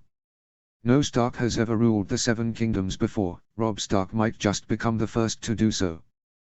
The Baratheons' rule was accepted due to King Robert and his family's close blood ties with the Targaryens. His Grace doesn't have that benefit, and while he respects the Seven he follows the old gods. The only way his rule will be accepted is through conquest and a fearsome reputation, a legacy greater than the dragons or the stags," warned Great Jon grimly. "I agree, Sir Barristan. Too many have named themselves king these days, and in past history, few more may attempt to do so in the future too. The Targaryen dynasty stood on a solid foundation laid by Aegon the Conqueror with his dragons. If the Stark dynasty is to endure, then its foundation has to be even more stronger and larger than the ones who came before," suggested Sir Daemon Varden. "Robb has already started on that path by pledging to completely eradicate a great house like the Lannisters. Like Aegon did with House Hoare. Even if we win in Reach, there is Tywin Lannister to deal with next, followed by Stannis Baratheon, the Ironborn to deal with possibly should they do something crazy again, the threat of wildlings marching on the wall and the unknown Witch's Dawn. That is many months if not years of campaign and brutal warfare against formidable threats," pointed Harry on Karstark grimly. "And you think the king has the strength to endure all that and win?" asked Sandor Clegane, doubt clearly visible in his eyes.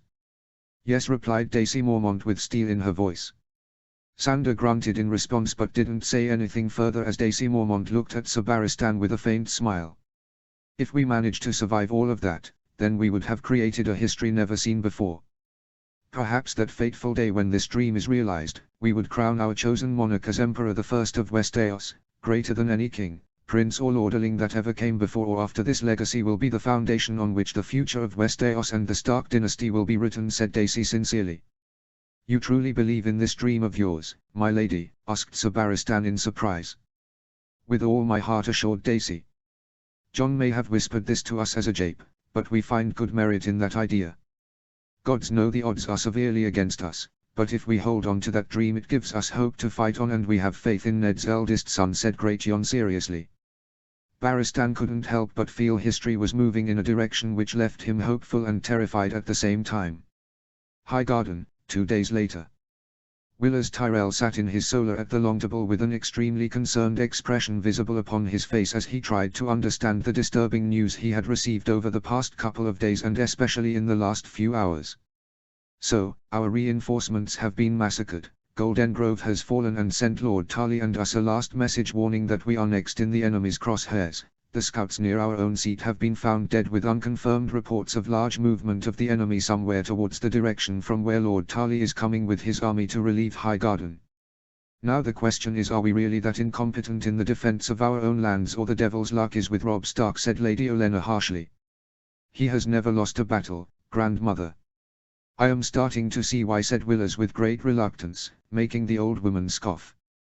Yes, the young wolf has that reputation. What are we gonna do about it? Asked Olenna frankly, and watched as the most thoughtful among all her grandsons took several long moments before answering the question. I think amidst this haze of truths and rumors alike, there lies a great deception and gamble, deduced Willers. Go on. Robb Stark can't take Highgarden with a frontal assault. He does not have enough men or time for such an attack, not with Lord Tarly's army approach. These rumors of his forces being so close to Highgarden may be true, but only partially. He wants us to think he's near us when he's not, just like he did with Tywin Lannister in the past, suggested Willers carefully. You think he's taking his real army to go after Tarly? I don't know whether to call him bold or a madman. Tarly may be a sour lemon, but he's a deadly man of war, said Olenna in disbelief. I agree. Chances are he'll likely lose badly, but what if he wins? Asked Willers hesitantly, trepidation visible on his face. Then he'll have even lesser men to attack Highgarden. Randyll Tarly won't let him succeed without major losses, pointed Olenna. True, but he would be free to cause unthinkable damage to our economy, people and bannermen before we get any additional reinforcements from Father or Tywin Lannister to stop his onslaught. Even if we eventually win the war, do you think our bannermen will forget the fact that I stayed holed up in Highgarden whilst Robb Stark burned their lands and castles, took their families hostage or worse? Questioned Willers frankly, making grandmother lower her head with a sigh before looking back at him sternly after several long moments. You'd be a bigger fool than your oaf of a father if you think you can take to the field. You're the heir to Highgarden. Your father and brothers are at war, their fate's uncertain. After what happened with Jaime Lannister, I doubt Robb Stark and his men would hesitate in killing you, or worse, capturing you in order to make Highgarden surrender or risk your life. That would be a blow we will never recover from, chastised Olenna with a bitter expression, making Willers grimace and return a mild glare. Or we can end this war here and now. I can take nearly 5,000 men right now and still leave more than 1,000 to defend our home. By all accounts, Stark has less men in the field than us. Let him engage with Lord Tarly from the front, while I fall upon him from the rear and crush him once and for all. Together we can finish him, said Willers seriously. Or maybe that's exactly what he wants. To get you out of our stronghold, cursed Olenna furiously. Have you forgotten thousands of Dornishmen are stationed near our borders, grandmother? While Dorne has not taken sides until now in this war, we have allied ourselves with the Lannisters whom they hate. If we lose Lord Tarly's army to Robb Stark, the Reach will be practically defenseless for the foreseeable future to both Starks and the Martells. Doran Martell may not want to engage in this war for now, but don't you think he will let go of an opportunity to weaken the Reach if he has a chance, and allying with the Starks in case of their victory now serves his desire for revenge for what happened to Elia Martell and her children? It's Prince Oberyn himself leading the Dornish forces, reminded Willers with great concern. Olenna silently cursed and gave a heavy sigh of being reminded of that bitter fact. Dorne was the unknown threat. So far, they had done nothing to participate in this war, but a large portion of their forces were stationed near the borders, with a sizable one near the Reach led by Oberyn Martell himself.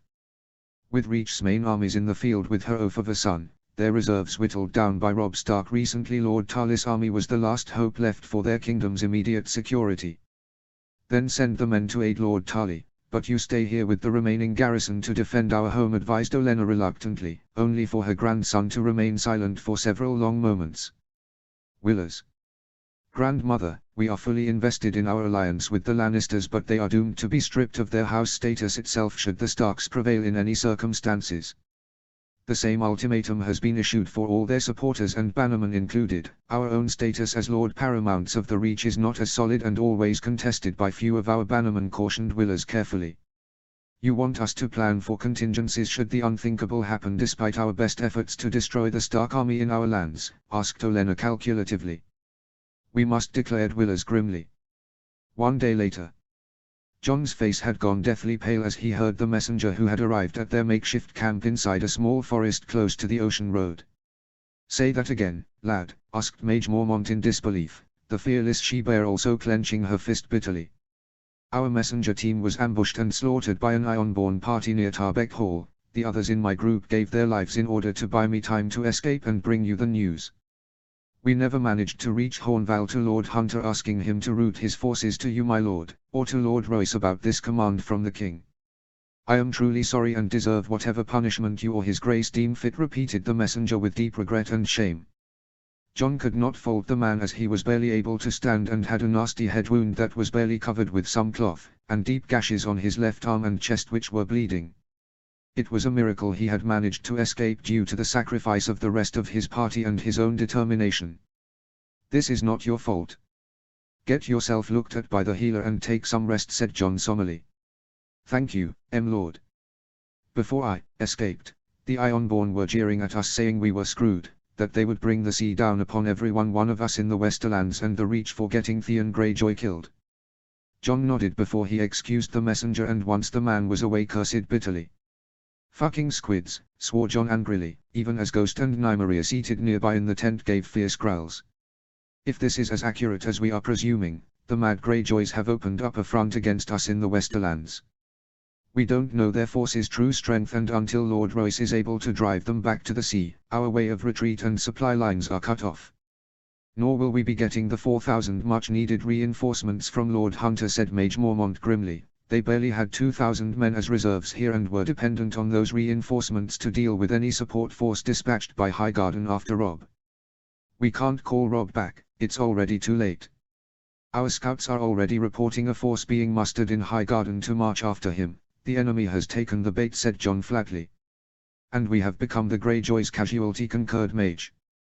If we don't stop the force about to march from Highgarden, our king and army is doomed, replied Jon sadly. Stop them. We don't have enough men to face them. The only thing we can do, thundered Mage, only to pause abruptly as she realized what she was about to suggest was already present in Jon's resigned gaze. She sat down heavily in a nearby chair and helped herself to a large cup of ale before looking back at the young boy in front of her levelly. His Grace left you in command, but what you are suggesting is a one-way trip, asked Mage seriously. Aye, my lady, answered Jon in a somber but truthful voice. We can hold out for reinforcements. Lord Hunter's force is larger than a 4-man messenger party, they might be able to break through and reach us. Yohn Royce will also swiftly answer this threat from the Ironborn with all the strength he can throw at them, suggested Mage. Maybe, but if the reinforcements from Highgarden reach our king before that, then he is finished. He's already outnumbered by some 4,000 or more men against Lord Tully. Any more enemies to fight against at the same time, then he's not coming back, countered Jon fiercely. Jon, there can be no victory here. We can only delay the inevitable if we engage the reinforcements about to be launched by Highgarden for Lord Tully. Are you prepared to die and take 2,000 of our soldiers to their graves in this doomed mission? Asked Mage honestly. The young Stark sighed and sat on a chair opposite to Mage's and helped himself to a cup of ale as well. Ghost and Nymeria arrived by his side, making him smile briefly as he placed his hands upon their heads to pet them affectionately. His thoughts drifted towards all he had undergone in these past few months. The journey from Castle Black, reuniting with Robb, taking his own command for the first time, their victory against the Mountain, the friends he had made, the conquest of the Golden Tooth, learning the truth about his parents, the faith and love Robb had shown him by making him a Stark, and the childhood pact they had renewed with each other to win the universe together. Those were some of his most cherished memories, but there were others that haunted his heart deeply. Failures that had scarred his own soul, perhaps forever. Unable to save Arya, failing in protecting the lives of his friends like Robin Flint, Sam and many of the men who had followed him loyally, not being able to mourn for Bran who was all alone as the leading Stark in the north. And most damning of all, not being able to uphold his promise to Lord Commander Mormont in getting all the aid possible for the Night's Watch against the threat from Wilderling and the others. Looking back only made him realize the list of failures were far greater than what he had achieved so far. Jon. Lady Mage's voice brought him back from the despair he was drowning in and made him look at the refilled cup of ale that she had generously poured for him. You looked as if you were lost in some distant dream, said Mage compassionately, earning a wistful smile from the boy even as stared. Yes, too many dreams, confessed Jon in a whisper. Mage saw a faint light in Jon's eyes as he clenched his hand around the cup firmly. The emotion visible in the boy's eyes reminded her of all the struggles he had undergone to reach this point. All my life I wanted those around me to treat me with some form of respect and compassion, to see me as something more than the bastard son of Eddard Stark. To be able to achieve great deeds that would engulf the shadow that always hanged over me. I have achieved some of that for sure, but unable to do something that truly mattered in changing things for the better.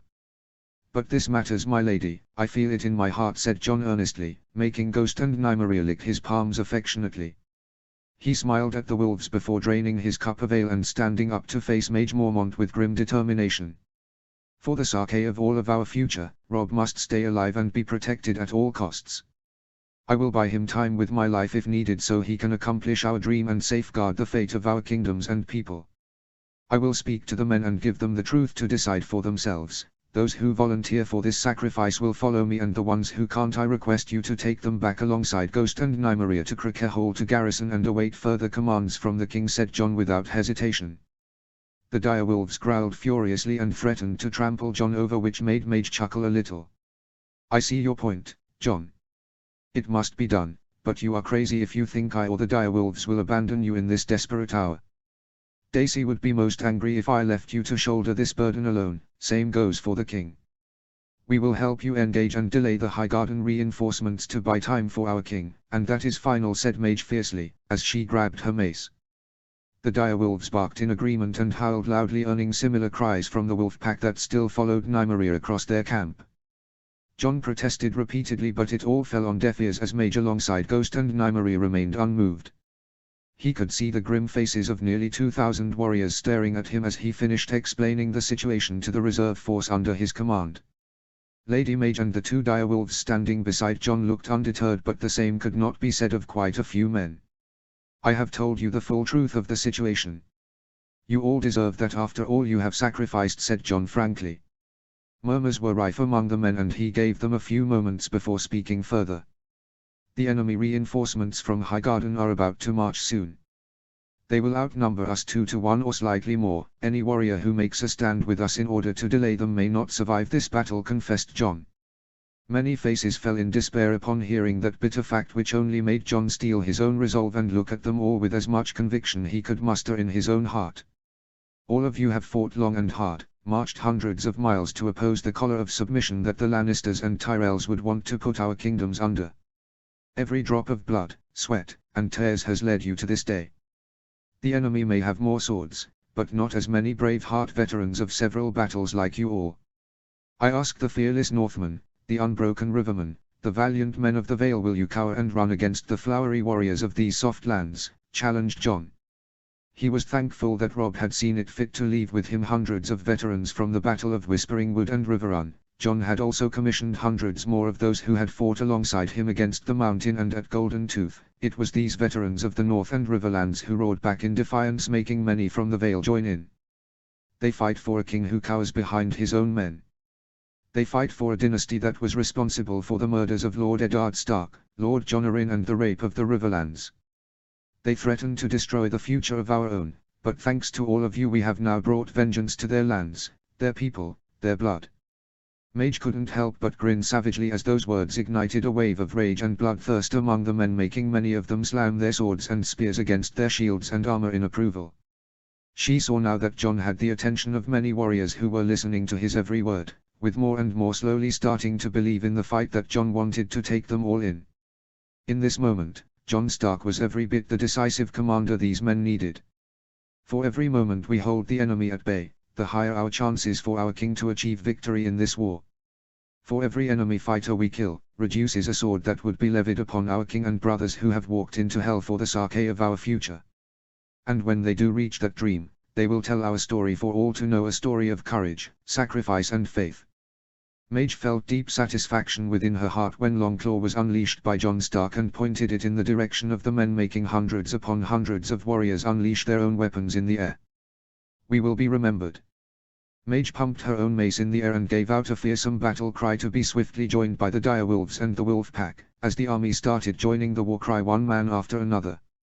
John's eyes hardened as he allowed himself to immerse in the energy and grim determination that engulfed their entire force. Split the heavens with your mighty war cries. Let it carry our message to our enemies, promising a storm of fire and blood, yelled John with all his might. He walked forward towards the direction of Highgarden and looked every warrior in the eye. All those willing, let's make a stand against our enemies. One that they shall never forget. Chapter 22. Battle of Reach, Part 4. Robb's eyes gazed upon the vast green lands surrounding the area near Widow's Hill where his army was busy building their war camp. He was pleased to witness the fortifications for the camp's protection had been completed and further efforts were in full swing to prepare the series of traps he had envisioned. Grey Wind stood beside him in silence, with Sir Barristan standing on his other side, followed by a group of guards a little further away. "What are you thinking, Your Grace?" asked Barristan curiously, making a thoughtful look arrive in the young king's eyes. "A few lessons my father taught me about warfare, but many more on governing one's subjects," admitted Robb.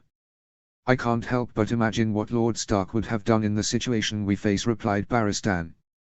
"He would be focused on winning this war, but also not losing himself in the process. As Lord Paramount of the North, I watched him make decisions keeping in mind the well-being of his subjects, especially the small folk who are the bulk of our population. Something which this war has made us all forget, but looking at the state of the Seven Kingdoms today makes me realize we are all approaching a calamity very soon," said Robb seriously. "What is that, Your Grace?" questioned Barristan worriedly. "Our economy and commerce will collapse completely at this rate, no matter which side prevails. Populations have been decimated across many kingdoms, which will lead to manpower shortage across critical trades and farming. Most importantly, what is the most basic thing essential for the functioning of a kingdom?" asked Robb earnestly. The veteran Kingsguard saw the king's gaze fixated upon the vast green fields around them, which made him realize the answer in a surprised whisper. "Food and water." "Precisely, more than armies or the broader economy, it is the basic element essential for the survival of any kingdom. I don't know how much debt the Seven Kingdoms will be under once this war ends. It will take years to rebuild our economy, stabilize our population, manage our debt, strengthen our military, but to do all of that we need peace in the kingdoms. It can't be achieved if our people are starving, which is why I am thinking of a more precise approach to deal with our enemies," confessed Robb with a determined gaze. "Your thoughts are in the right direction, Your Grace. But can we afford such a luxury while dealing with enemies having greater strength than us?" questioned Barristan seriously, earning a firm nod from the young king. "We must, or we'll be victors of a kingdom in ashes. It's not that war only occurs in our lands but also in the free cities. Even so, their economic power is greater than ours because our previous rulers have failed to understand the basic fundamentals of governance," explained Robb. "How so, Your Grace?" "Look at the past monarchies and King's Landing, for example. The seat of the ruler of Westeros is not self-sufficient when it comes to fulfilling basic necessities of life like food. It depends upon the crown lands and other kingdoms for supplies. In times of war, the enemy cuts them off. It's suicide strategically to have such a position. The king doesn't have a standing army of his own to defend the Seven Kingdoms, much less his capital, but only relies upon the great lords to aid him every time. I will be modifying our war strategy to better face these challenges, which will come our way sooner or later," said Robb honestly. Barristan couldn't help but think of the predicament stated by Robb. Being a warrior made his understanding of such strategic affairs limited in many aspects. However, he was glad that the young king was thinking about these aspects and only reinforced his resolve to help him accomplish these goals. Lyn Corbray knelt before his king, who was surrounded by various lords and commanders in his personal tent. The eager smile upon the Vale Knight's lips, who led the scouts of their army, made King Robb deliver an expectant look upon him. "What have your scouts discovered, sir?" asked Robb steadfastly. "Lord Talis' army is approaching towards us rapidly. They will meet us in 3 or 4 days' time at their current rate of marching," answered Lyn truthfully, making a cackle of worried whispers erupt among the lords which was only put to rest when Robb raised a commanding hand demanding silence. "You have more to say," said the king. "Aye, the Marcher Lord appears to be in a desperate hurry. It would appear our fake message delivered from Golden Grove Seat has reached him that our army is about to attack Highgarden. He is driving his forces to march at a dangerous pace. We already witnessed some 6,000 to 8,000 levies left behind as stragglers, with some lords and knights desperately punishing them to hasten and rejoin their main army of 12,000 or more being commanded by Lord Tali, who is a day ahead of them," reported Lyn with a predatory smile. The king smiled for the first time alongside many lords, even as Sir Barristan Selmy developed a thoughtful look on his face. "These men have endured a long journey, being mustered from all across the Reach, arriving first at Highgarden, taking part in those idiotic tourneys hosted by Renly, then marching to Storm's End when Renly confronted Stannis and was assassinated. Then going back to Bitterbridge, followed by marching to King's Landing and engaging in bitter fighting when Stannis attacked the city, and now without any long respite being marched back to Highgarden to save their kingdom. It would appear while they have more men, but they are not fit for such hardship just yet," surmised Sir Barristan. "Their morale would be low as well. The first king they supported was assassinated. The next is a monster who couldn't hold his own city, and now their homeland is being invaded by us. Would make many wonder what they are even fighting for, except to make Margaery Tyrell queen and elevate the Tyrell as a noble house linked to the monarchy which rule Westeros," suggested Lord Templeton favourably.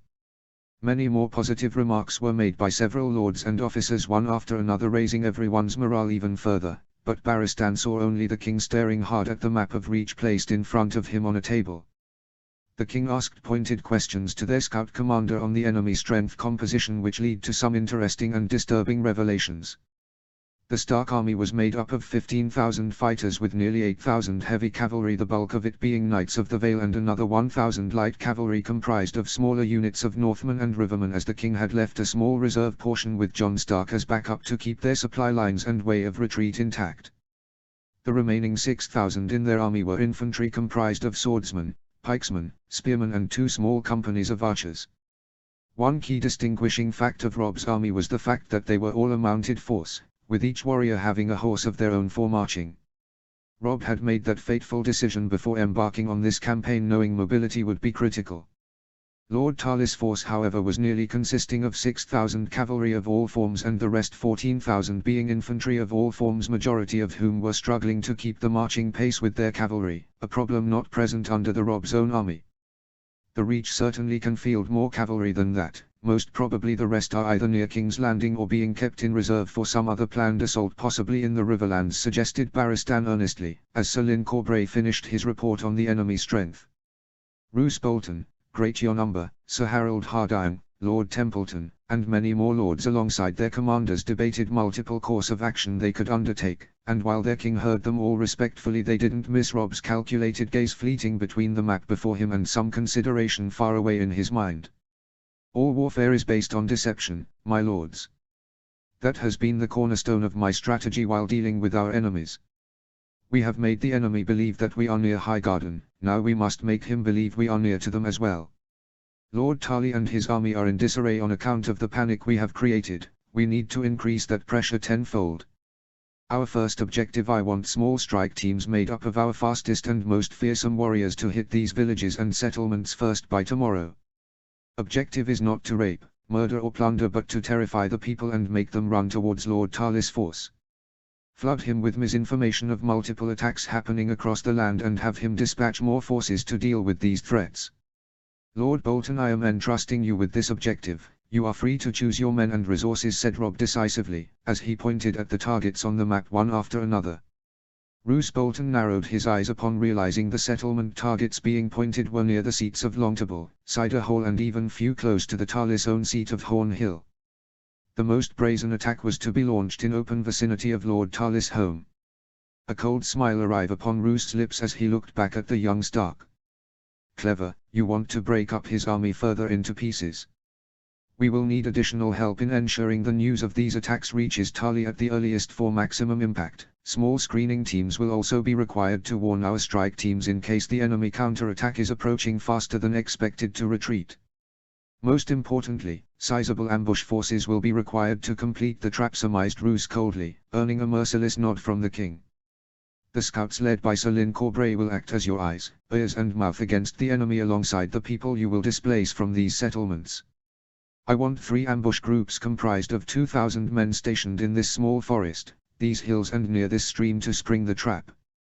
Lord Umber, Lord Templeton, Sir Harold Hardang and Black Walder will command these men. Objective is to inflict maximum casualties, but accept surrender if the enemy submits.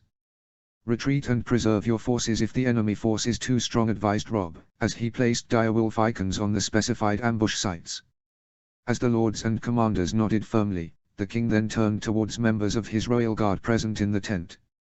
I will lead a cavalry force made up of the royal guard, Sir Barristan, Great Jon Umber and the finest knights of the Vale to hit the stragglers of Lord Talis' army.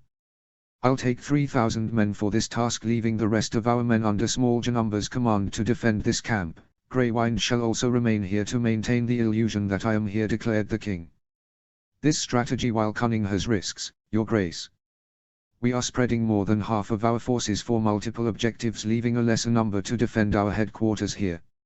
Should the enemy not fall for our deceptions, they will come under a heavy attack and possibly be wiped out, warned Sir Barristan gravely, which made Rob offer a solemn nod. He turned towards Small Jon Umber with a somber gaze present in his eyes. The traps we have built will buy you valuable time to defend our base, but Sir Barristan is right. Should the unthinkable happen, the might of Lord Talis' army will fall upon you. All of us will march to your aid, but you will have to hold no matter what. Can you do that, my friend? Asked Rob seriously, making many of the lords and commanders also look at the younger Umber expectantly. Great Jon remained silent as he watched his young son remain silent for a few long seconds before looking back at the king with unwavering determination in his eyes. As long as I live, the base shall be yours, your grace.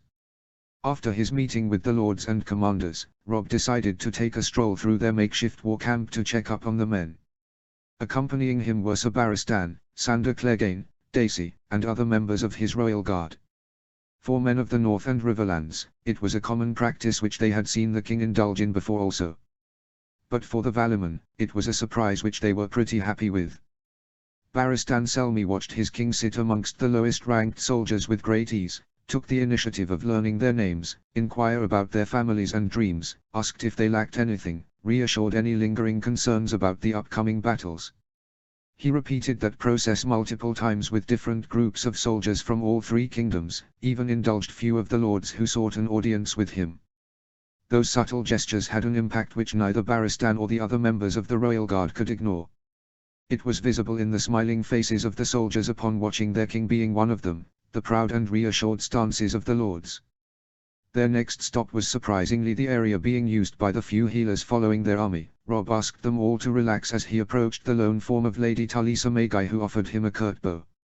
Your Grace, how may I help you? Greeted Talisa hesitantly, some nervousness clearly visible in her eyes. Rob inwardly sighed as he remembered the horrible way in which he had behaved with her and the other healers while they were trying to save Arya's life. If not for Maya Stone bravely stopping him, he didn't want to imagine what he would have done in his rage and grief to Talisa and the healers when they had said Arya's chances of survival were very less. His parents would have been ashamed of his conduct that night, as was Rob himself, which was why Talisa and the rest of the healers were shocked when the king bowed before them. I am truly sorry of my conduct towards all of you. Each of you have assisted me and my men in good faith, and I lost control of my emotions that night upon seeing my little sister in the state she was in, confessed Rob honestly, as he straightened up and looked at Talisa and each of the healers with every shred of sincerity in his heart. It's all right, Your Grace.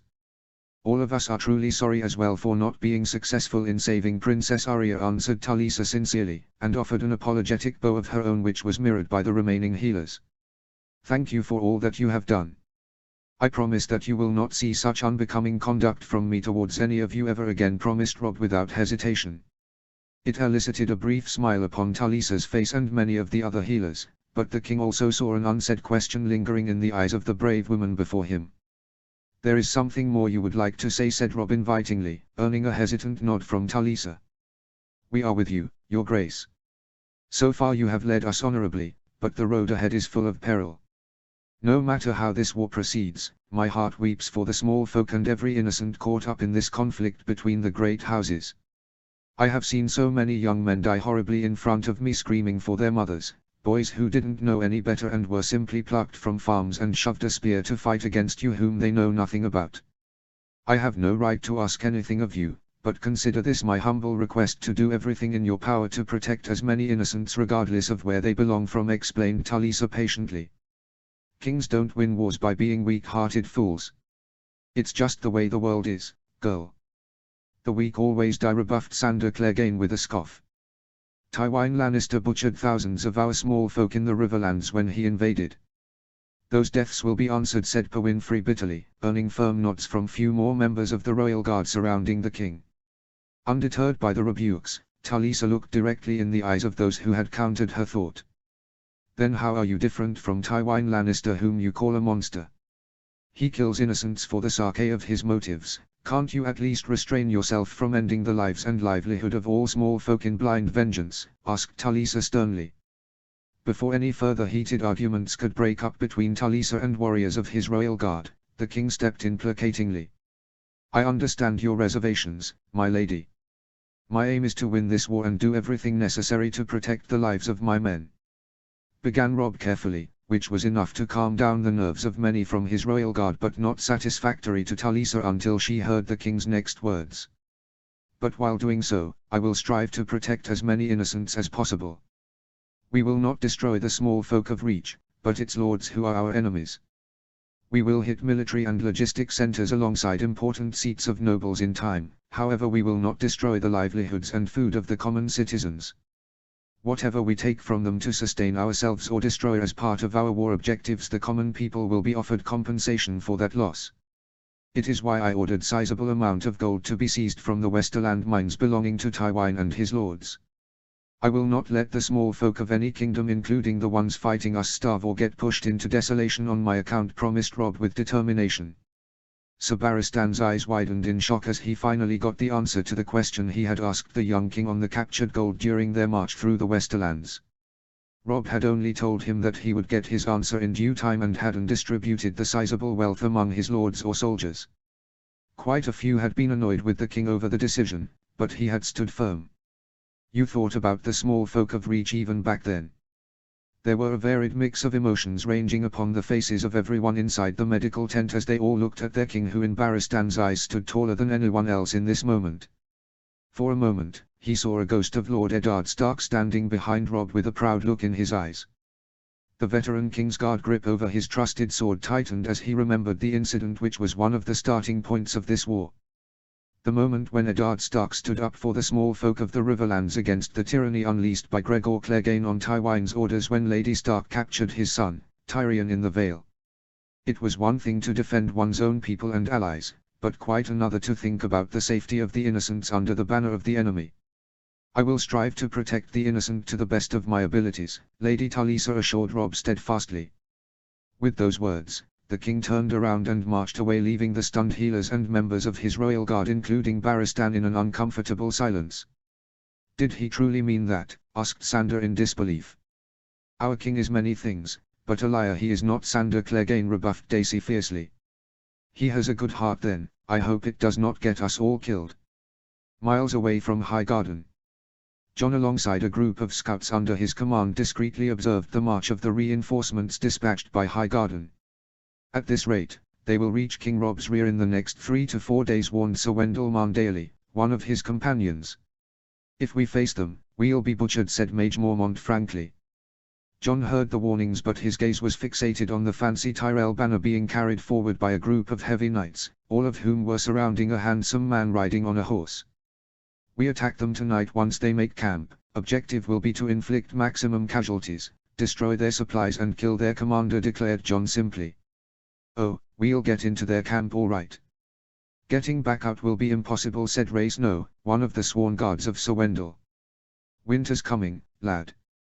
Time for us to go, and what better way with sword in hand soaked with the blood of our enemies defending our king, countered Roderick bravely, a giant warrior from the Umber household who was a fearsome force in the battlefield.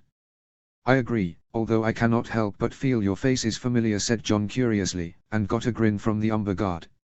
I can get why. My twin dagger fought under your command. He died well, revealed Roderick calmly, but some grief could still be felt in his voice. Jon's eyes widened as he remembered another giant and fearsome Northman from the Umber household who had fought with him at the Golden Tooth. He and his men had been slain while capturing the walls. For the North, whispered Jon in reminiscence, the last words of said warrior as he fell and took 2 more enemies with him. Were those my brother's last words? Asked Roderick with a grim smile, making Jon nod. Then he did what was necessary. Let's steel our hearts, for it's our time to do the same, encouraged Roderick. For a moment, Jon saw the ghosts of Robin Flint, Sam, Dagger and all the warriors who had died fighting under his command standing behind Roderick. Their solemn gazes asking the unsaid question of the worth of their sacrifices. The rest of the warriors also hardened their own hearts when Jon gave them a determined nod. Wolf's Hour. Contrary to his earlier expectations, Jon felt himself be at peace as he remained seated upon his horse surrounded by 500 horsemen around him in the woods. The remaining 1,500 infantry stood behind them with bated breaths, waiting for their moment to launch their final attack upon their enemies. Ghost and Nymeria alongside the wolf pack stood in the front line, for they would be the vanguard leading the assault. Unlike his earlier battles, there were no grand strategies to be had for this one. No crafty maneuveres, deceptions, or plots would be at play here. The enemy, to their credit, had made a camp that was having respectable defenses, scouts and sentries manning their perimeter and men on watch guarding their troops inside the camp if the flickering torches were any indication, leaving no scope for any element of surprise. It was going to be a suicidal frontal charge, with the wolves taking out the scouts and sentries first, starting the chaos, the cavalry led by himself and Lady Mage tearing through the defenses and guards making way for the rest of the infantry led by Sir Wendell to stream inside the enemy camp. Everyone, man or beast, remained silent, but not a single soul wavered when he raised his hand, giving the order that would seal their fate. Go Ghost and Nymeria, ordered Jon. His hands holding the reins of his horse trembled when he watched his trusted direwolf alongside Nymeria, in whom his sister's soul rested, charge, making the rest of the wolf pack follow their lead. Hiding his regret over the fate the direwolves, he gripped his sword Longclaw and unleashed it in the air and looked at the veteran cavalry around him. The haunting screams of the enemy's scouts and sentries reached them all moments later as the wolf pack led by Ghost and Nymeria descended upon them mercilessly, followed by the alarm bells and drums ringing across the enemy camp that was slowly coming to life in the dark night. Charge! Jon's battle cry contained every ounce of courage and resolve present inside of his very soul as he galloped his horse forward, hearing hundreds of death cries of his cavalrymen as they charged after him with the same feeling in their hearts.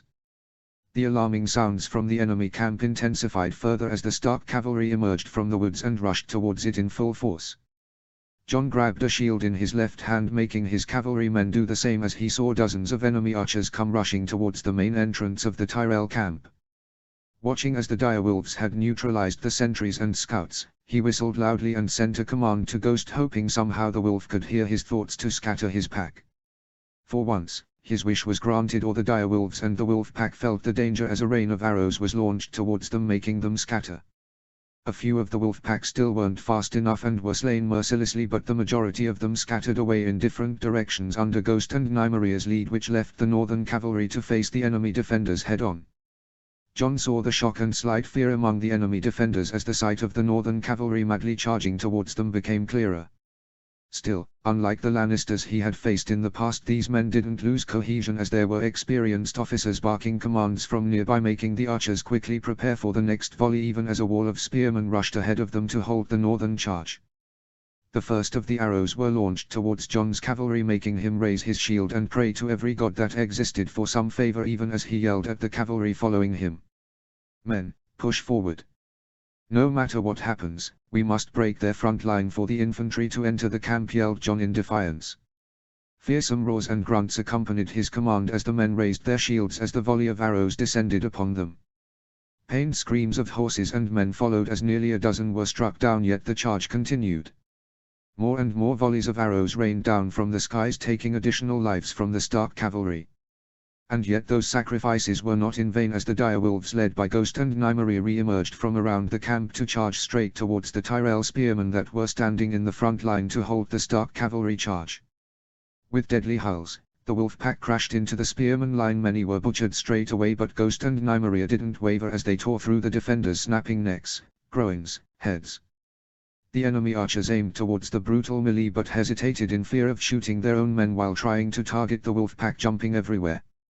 As the northern cavalry neared the enemy camp, Jon saw now many high-ranking officers and nobles alongside their cavalry had now approached the front line, and his eyes widened in horror when he heard a deadly order from one of them. "Fire, you dumb shits!" "Ghost! Nymeria!" cried Jon in horror. The volley of arrows flew forward, spearing clean through the Tyrell spearmen and the wolf pack attacking them. The dying screams of men and wolves were intermixed as they died by the dozens. Jon's anguished scream echoed loudly as he saw Ghost get hit by an arrow to his back, making the white direwolf howl in agony. Nymeria jumped to her pack brother's defense, as did the surviving wolves, taking arrows meant to strike down the white direwolf. "Get out of there!" roared Jon desperately. It was one thing to know they were all going to die in this battle, but another to watch beloved comrades die in front of his eyes in droves. More than half of the wolf pack lay dead alongside the Tyrell spearmen by the time Nymeria forced a badly injured Ghost and the rest of the survivors of the wolf pack to scatter once again, but the damage was done. The Tyrell cavalry had assembled by then and sailed out to meet Jon's force that was now right on the doorstep of the enemy camp. Grief and rage consumed his heart as he roared murderously towards the enemy cavalry charging towards him. Placing the shield on his back, he grabbed a lance from his saddle and pointed it straight ahead. The defining moment came when both cavalries crashed into each other in a bloody melee. Horses and men were sent sailing away, heads and limbs rolled, haunting screams of men and horses intermingled in a cacophony of shared agony. Jon's lance speared clean through the neck a nobleman even as Longclaw sliced the head off another enemy horseman mercilessly. The next moment he was struck violently on the back with his shield absorbing the brunt of the blow as he nearly fell off his horse. Discarding the broken lance, he barely managed to raise his sword to block the following sword strike of the burly Tyrell knight attacking him. Sparks flew as metal clashed against metal, and Jon didn't waste any time as he kicked the horse of the knight straight in the eye, making it scream and reel back, dropping the enemy fighter on the ground. He sliced the neck of the dazed Tyrell knight before he could recover from the shock and turned around only to be thrown off his horse as two more knights tackled him to the ground. Even as he tried to recover from the shock, he saw the two knights already swinging their swords to end his life, only to falter mid-step when their heads were chopped away as Lady Mage and Roderick charged past on their horses. "Up on your feet, Jon! Here comes their footman," yelled Mage fiercely, as she battled two more enemy riders at once. His eyes widened when he saw hundreds of Reach infantry charging out of their camp to crush their attack, but as if the gods had not abandoned them completely, the Stark infantry led by Sir Wendell Marndaly came roaring into the battlefield to join the melee. Their added numbers momentarily turned the favor as the Stark infantry clashed with the already engaged Reach cavalry. Horses were hacked to pieces, Tyrell knights were pulled from their mounts and pummeled to death brutally, many more were struck down in their saddles itself as the Stark veterans unleashed their rage upon the battlefield. Seeing the hardened resolve of his own men made Jon jump back upon his feet and grab a war axe in his left hand from a nearby fallen Mormont cavalryman. With a fearsome war cry of his own, he rejoined the melee with renewed fury. The first to meet him were a trio of Tyrell knights now bereft of their horses. Parrying the sword strike from the first with his were-axe, he kicked the man in the balls, making him lose balance and have Longclaw speared clean through his eye socket. Leaving the dead man with Longclaw buried in his face, he grabbed the shield from his back and spun around to block twin strikes from the remaining enemies, which made him fall to one knee. Undeterred, he stabbed the were-axe in one of the knight's legs and pushed his shield upwards, making the last one stumble back. Before the man could recover, he was struck once more when Jon threw his shield straight at his face. Wrenching Longclaw from the first dead knight's corpse, he struck down the second one, now screaming over his injured leg, before striking down the final knight with both his Valyrian sword and were-axe. More enemies came screaming at him, and he jumped quickly to his right and brought down Longclaw through the shoulder and neck of the first offender. Swatting aside a spear thrust from the next infantryman with the help of his were-axe, he plunged Longclaw straight through the man's heart and wrenched the blood-soaked weapon free quickly to block another sword strike from the next offender before slamming his were-axe straight into the man's face. He poured every ounce of his rage and guilt over his past failures as he continued carving a bloody swath through one enemy after another. Unknown to him, the Stark forces, despite getting slowly encircled, were fighting even more fiercely upon seeing their commander fight so fearlessly. Thoughts about his family's future drove John onward and onward, as he next broke the spear of the following enemy infantryman with his war axe in two and elbowed him to the face, making the man fall to the ground. A swift kick to the face rendered the man unconscious even as John ducked from the next attack and buried his sword in the neck of another and his were axe into the face of the next one. Drenched in the blood of his enemies from head to foot, he was a deadly sight upon the battlefield. The White Wolf. Rally to him. Kill the flowery bastards. To John Stark. John Stark. John Stark. John Stark. He didn't hear the defiant and rallying war cries of his own men as he continued butchering every enemy that dared come in front of him, the sight of these Reachmen wounding Ghost and Nymeria making him offer no ounce of mercy to them in return and making their end as swift and painful as he could. From the protection of his own camp, Willers Tyrell saw the bloody battle raging outside of it with disbelief clearly present in his eyes. The sheer audacity of the enemy's attack despite being outnumbered and the fearsome way in which they were fighting his forces rankled something inside of him. For a moment, he regretted not following his grandmother's advice to lead this force personally, having no experience in war, much less in such mad battles devoid of any strategy. It was pure butchery, with each side trying to annihilate the other with all their strength. The Stark cavalry was virtually wiped out by this point, but so was his own cavalry, who had not been able to fend off the Stark infantry that had steamrolled over them. Hundreds of Stark men lay dead or dying, but with every one of them that fell, so were Willers' own men perishing every second beyond his wildest imagination. My lord, we will butcher their left flank soon. But we need to do something about their center and right flank, warned Tecton, the captain of his guards. Willers saw the truth behind those words, as there were barely 24 Stark men left under the left flank, being led by a plump man in Mondaily colors. But the center of the battle was still heavily contested, with a mix of Mormonts, Valimen and even Rivermen fighting under the command of a mounted woman and one of the largest men he had ever seen in his life, possibly an Umberguard if his memory of the northern houses was right. But it was the right flank that alarmed him most, for a good chunk of his forces there were already annihilated, and the major cause of that was a young unstoppable boy. John Stark. John Stark. John Stark. Despite the worsening situation, Willers clearly heard the defiant cries of the remaining Stark forces as the boy, now revealed to be John Stark, continued a bloody carnage through Reachmen.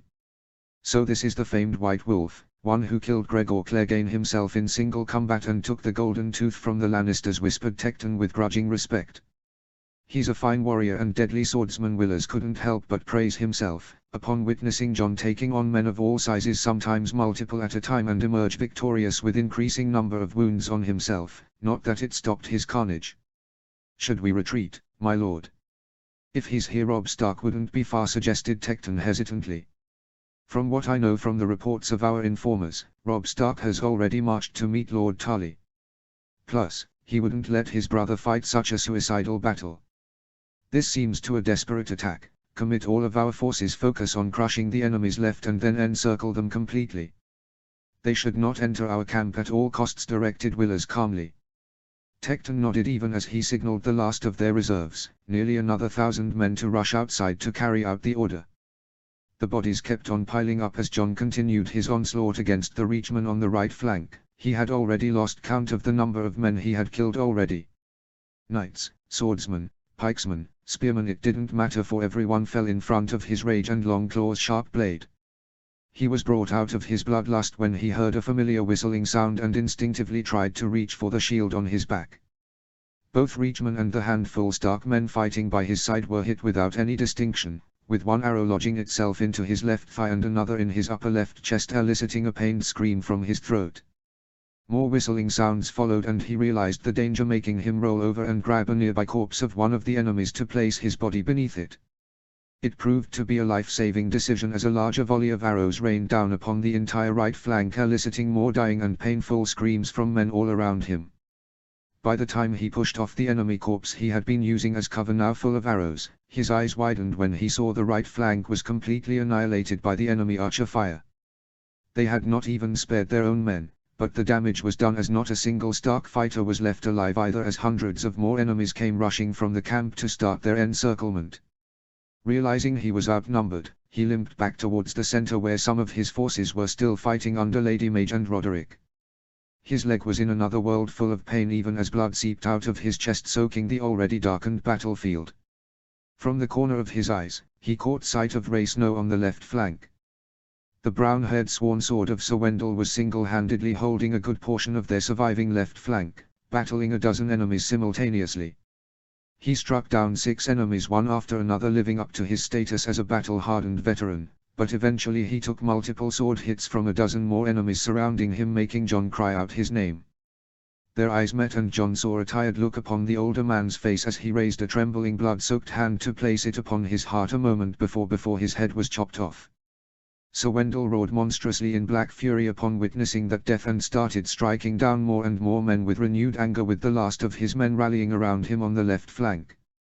A few hundred Stark forces were left just now from the 2,000 who had launched the attack, all of whom were now encircled completely by the time John managed to limp his way towards Lady Mage and Roderick, who looked at him grimly. "Looks like we won't be able to reach their camp, lad. There's just too many of these flowery fuckers," said Lady Mage tiredly, sporting a nasty head wound herself that was bleeding profusely. "You look like shit, Commander," joked Roderick weakly, upon seeing the state John was in, but didn't look so well himself judging from the deep wound on his abdomen. Before John could reply, he heard the fateful howling of wolves once again and saw a wounded but defiant Nymeria alongside what was left of the wolf pack emerging once more upon the battlefield and falling upon the enemies on the right flank.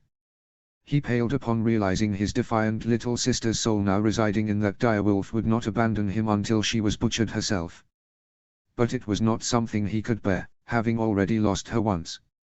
"Lady Mage, we will create an opening on the right flank.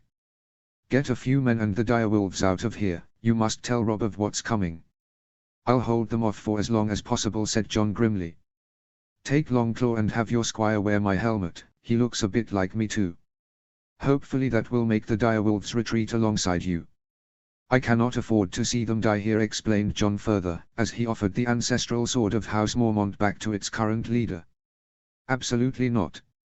We're in this together," argued Mage furiously, only for John to grab her shoulders firmly.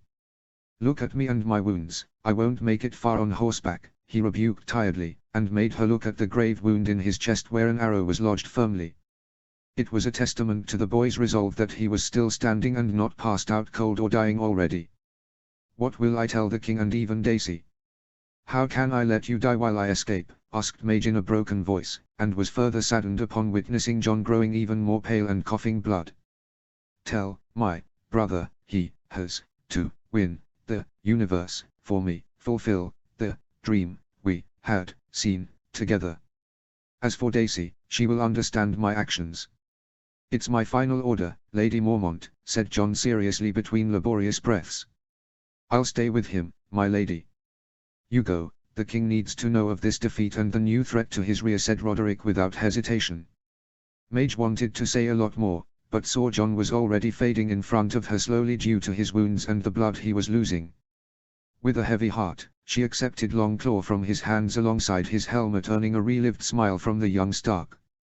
She made her young squire, who had a similar build as John, grab the fateful sword and don the helmet, even as Roderick mustered a good chunk of their remaining forces to launch the attack while handing a pale John a replacement sword. "I'll hold the center with the rest, get her out of here, Roderick." "No matter the cost," ordered John. "I'll see to it, I swear upon the old gods," promised the large Umber swordsman. With a final nod, Roderick gathered the men he could and led Lady Mage towards the right flank where Nymeria and her wolves were causing mayhem among the enemies. John limped towards the center accompanied by a dozen surviving men where the fighting was the heaviest. From the confines of his camp, Willers Tyrell saw the battle reaching its final stage. It was his first true battle and it had tested him in ways he had never imagined, including the unforgivable but necessary decision to launch a blanket attack on the right flank that decimated the relentless enemy and wounded John Stark, who had been unstoppable before, albeit at the cost of a good number of his own men. The only unexpected factor was the re-emergence of the wolves and the subsequent attack launched by the Stark forces to their aid, while their left and center dwindled with every passing moment. "My lord, they managed to create a gap on the right. A small group is escaping with the wolves," reported Tecton in haste.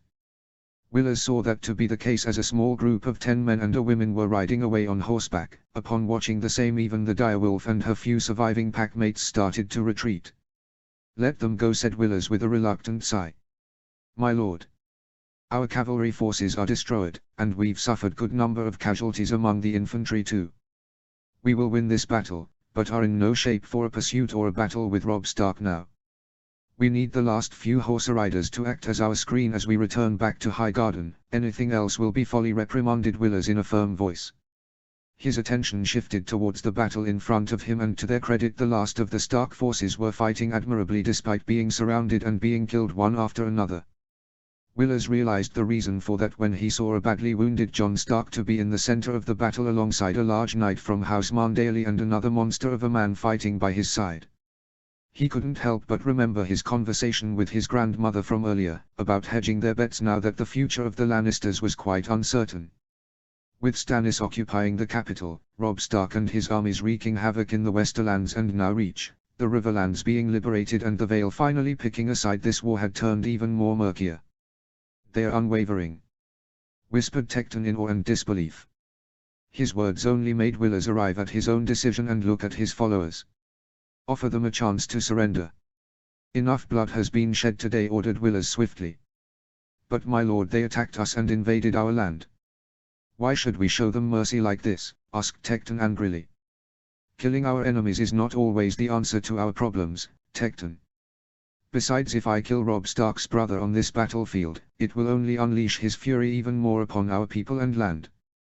These brave men, though our enemies, are loyal soldiers. They do not deserve to be put down like cattle, explained Willers seriously, as he gripped the reins of his horse and marched forward, uncaring of the protests from Tecton and the rest of his advisors who rushed after him. Jon was panting harshly on his knees and was being guarded by Roderick alongside Sir Wendell and what was left of their men. His only solace was the fact that Roderick had managed to get Lady Mage and a small party to escape. The gods had been merciful, as Nymeria had fallen for the deception he had orchestrated and followed after them. He didn't know why, but felt Ghost was alive too, albeit heavily injured, but at least away from this doomed battlefield. Nymeria wouldn't abandon him, of that much he was sure. Rest, he could only pray to the old gods for their favor in saving his direwolf's life.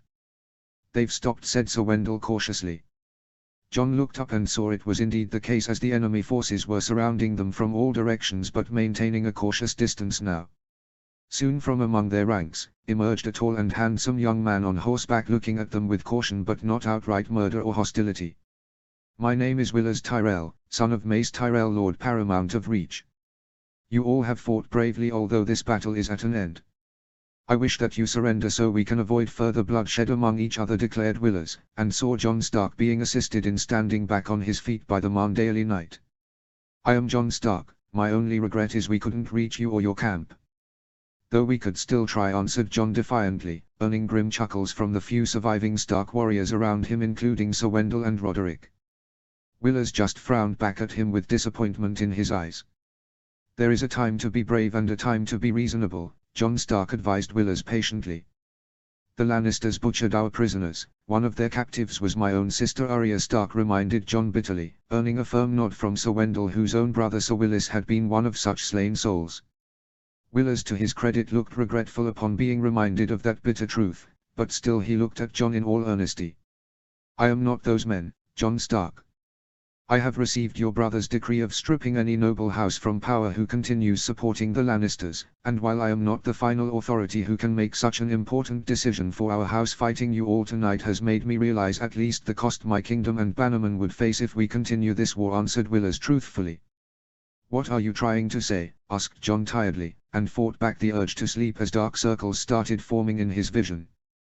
This war is becoming worse with every passing day, and I wish to protect my kingdom and Bannerman. Should Robb Stark emerge victorious against Lord Tarly, new possibilities may open up for all of us. But you will only get to witness that if you survive tonight. Surrender and I swear you will be treated fairly, as will your men. I make this promise upon my own honor, Jon Stark, said Willers seriously. Jon felt his consciousness was slowly fading and looked at the heavily wounded forms of Sir Wendell and Roderick alongside the last of their men still standing loyally around him. Enough friends and soldiers had already died following his commands in this war. He would probably not live to see this future that Willers Tyrell was speaking of, but maybe these men could. It was the least he could do as their commander in his final act. My men must not be harmed, he asked desperately in a weakened voice, earning a firm nod from Willers Tyrell. I swear it.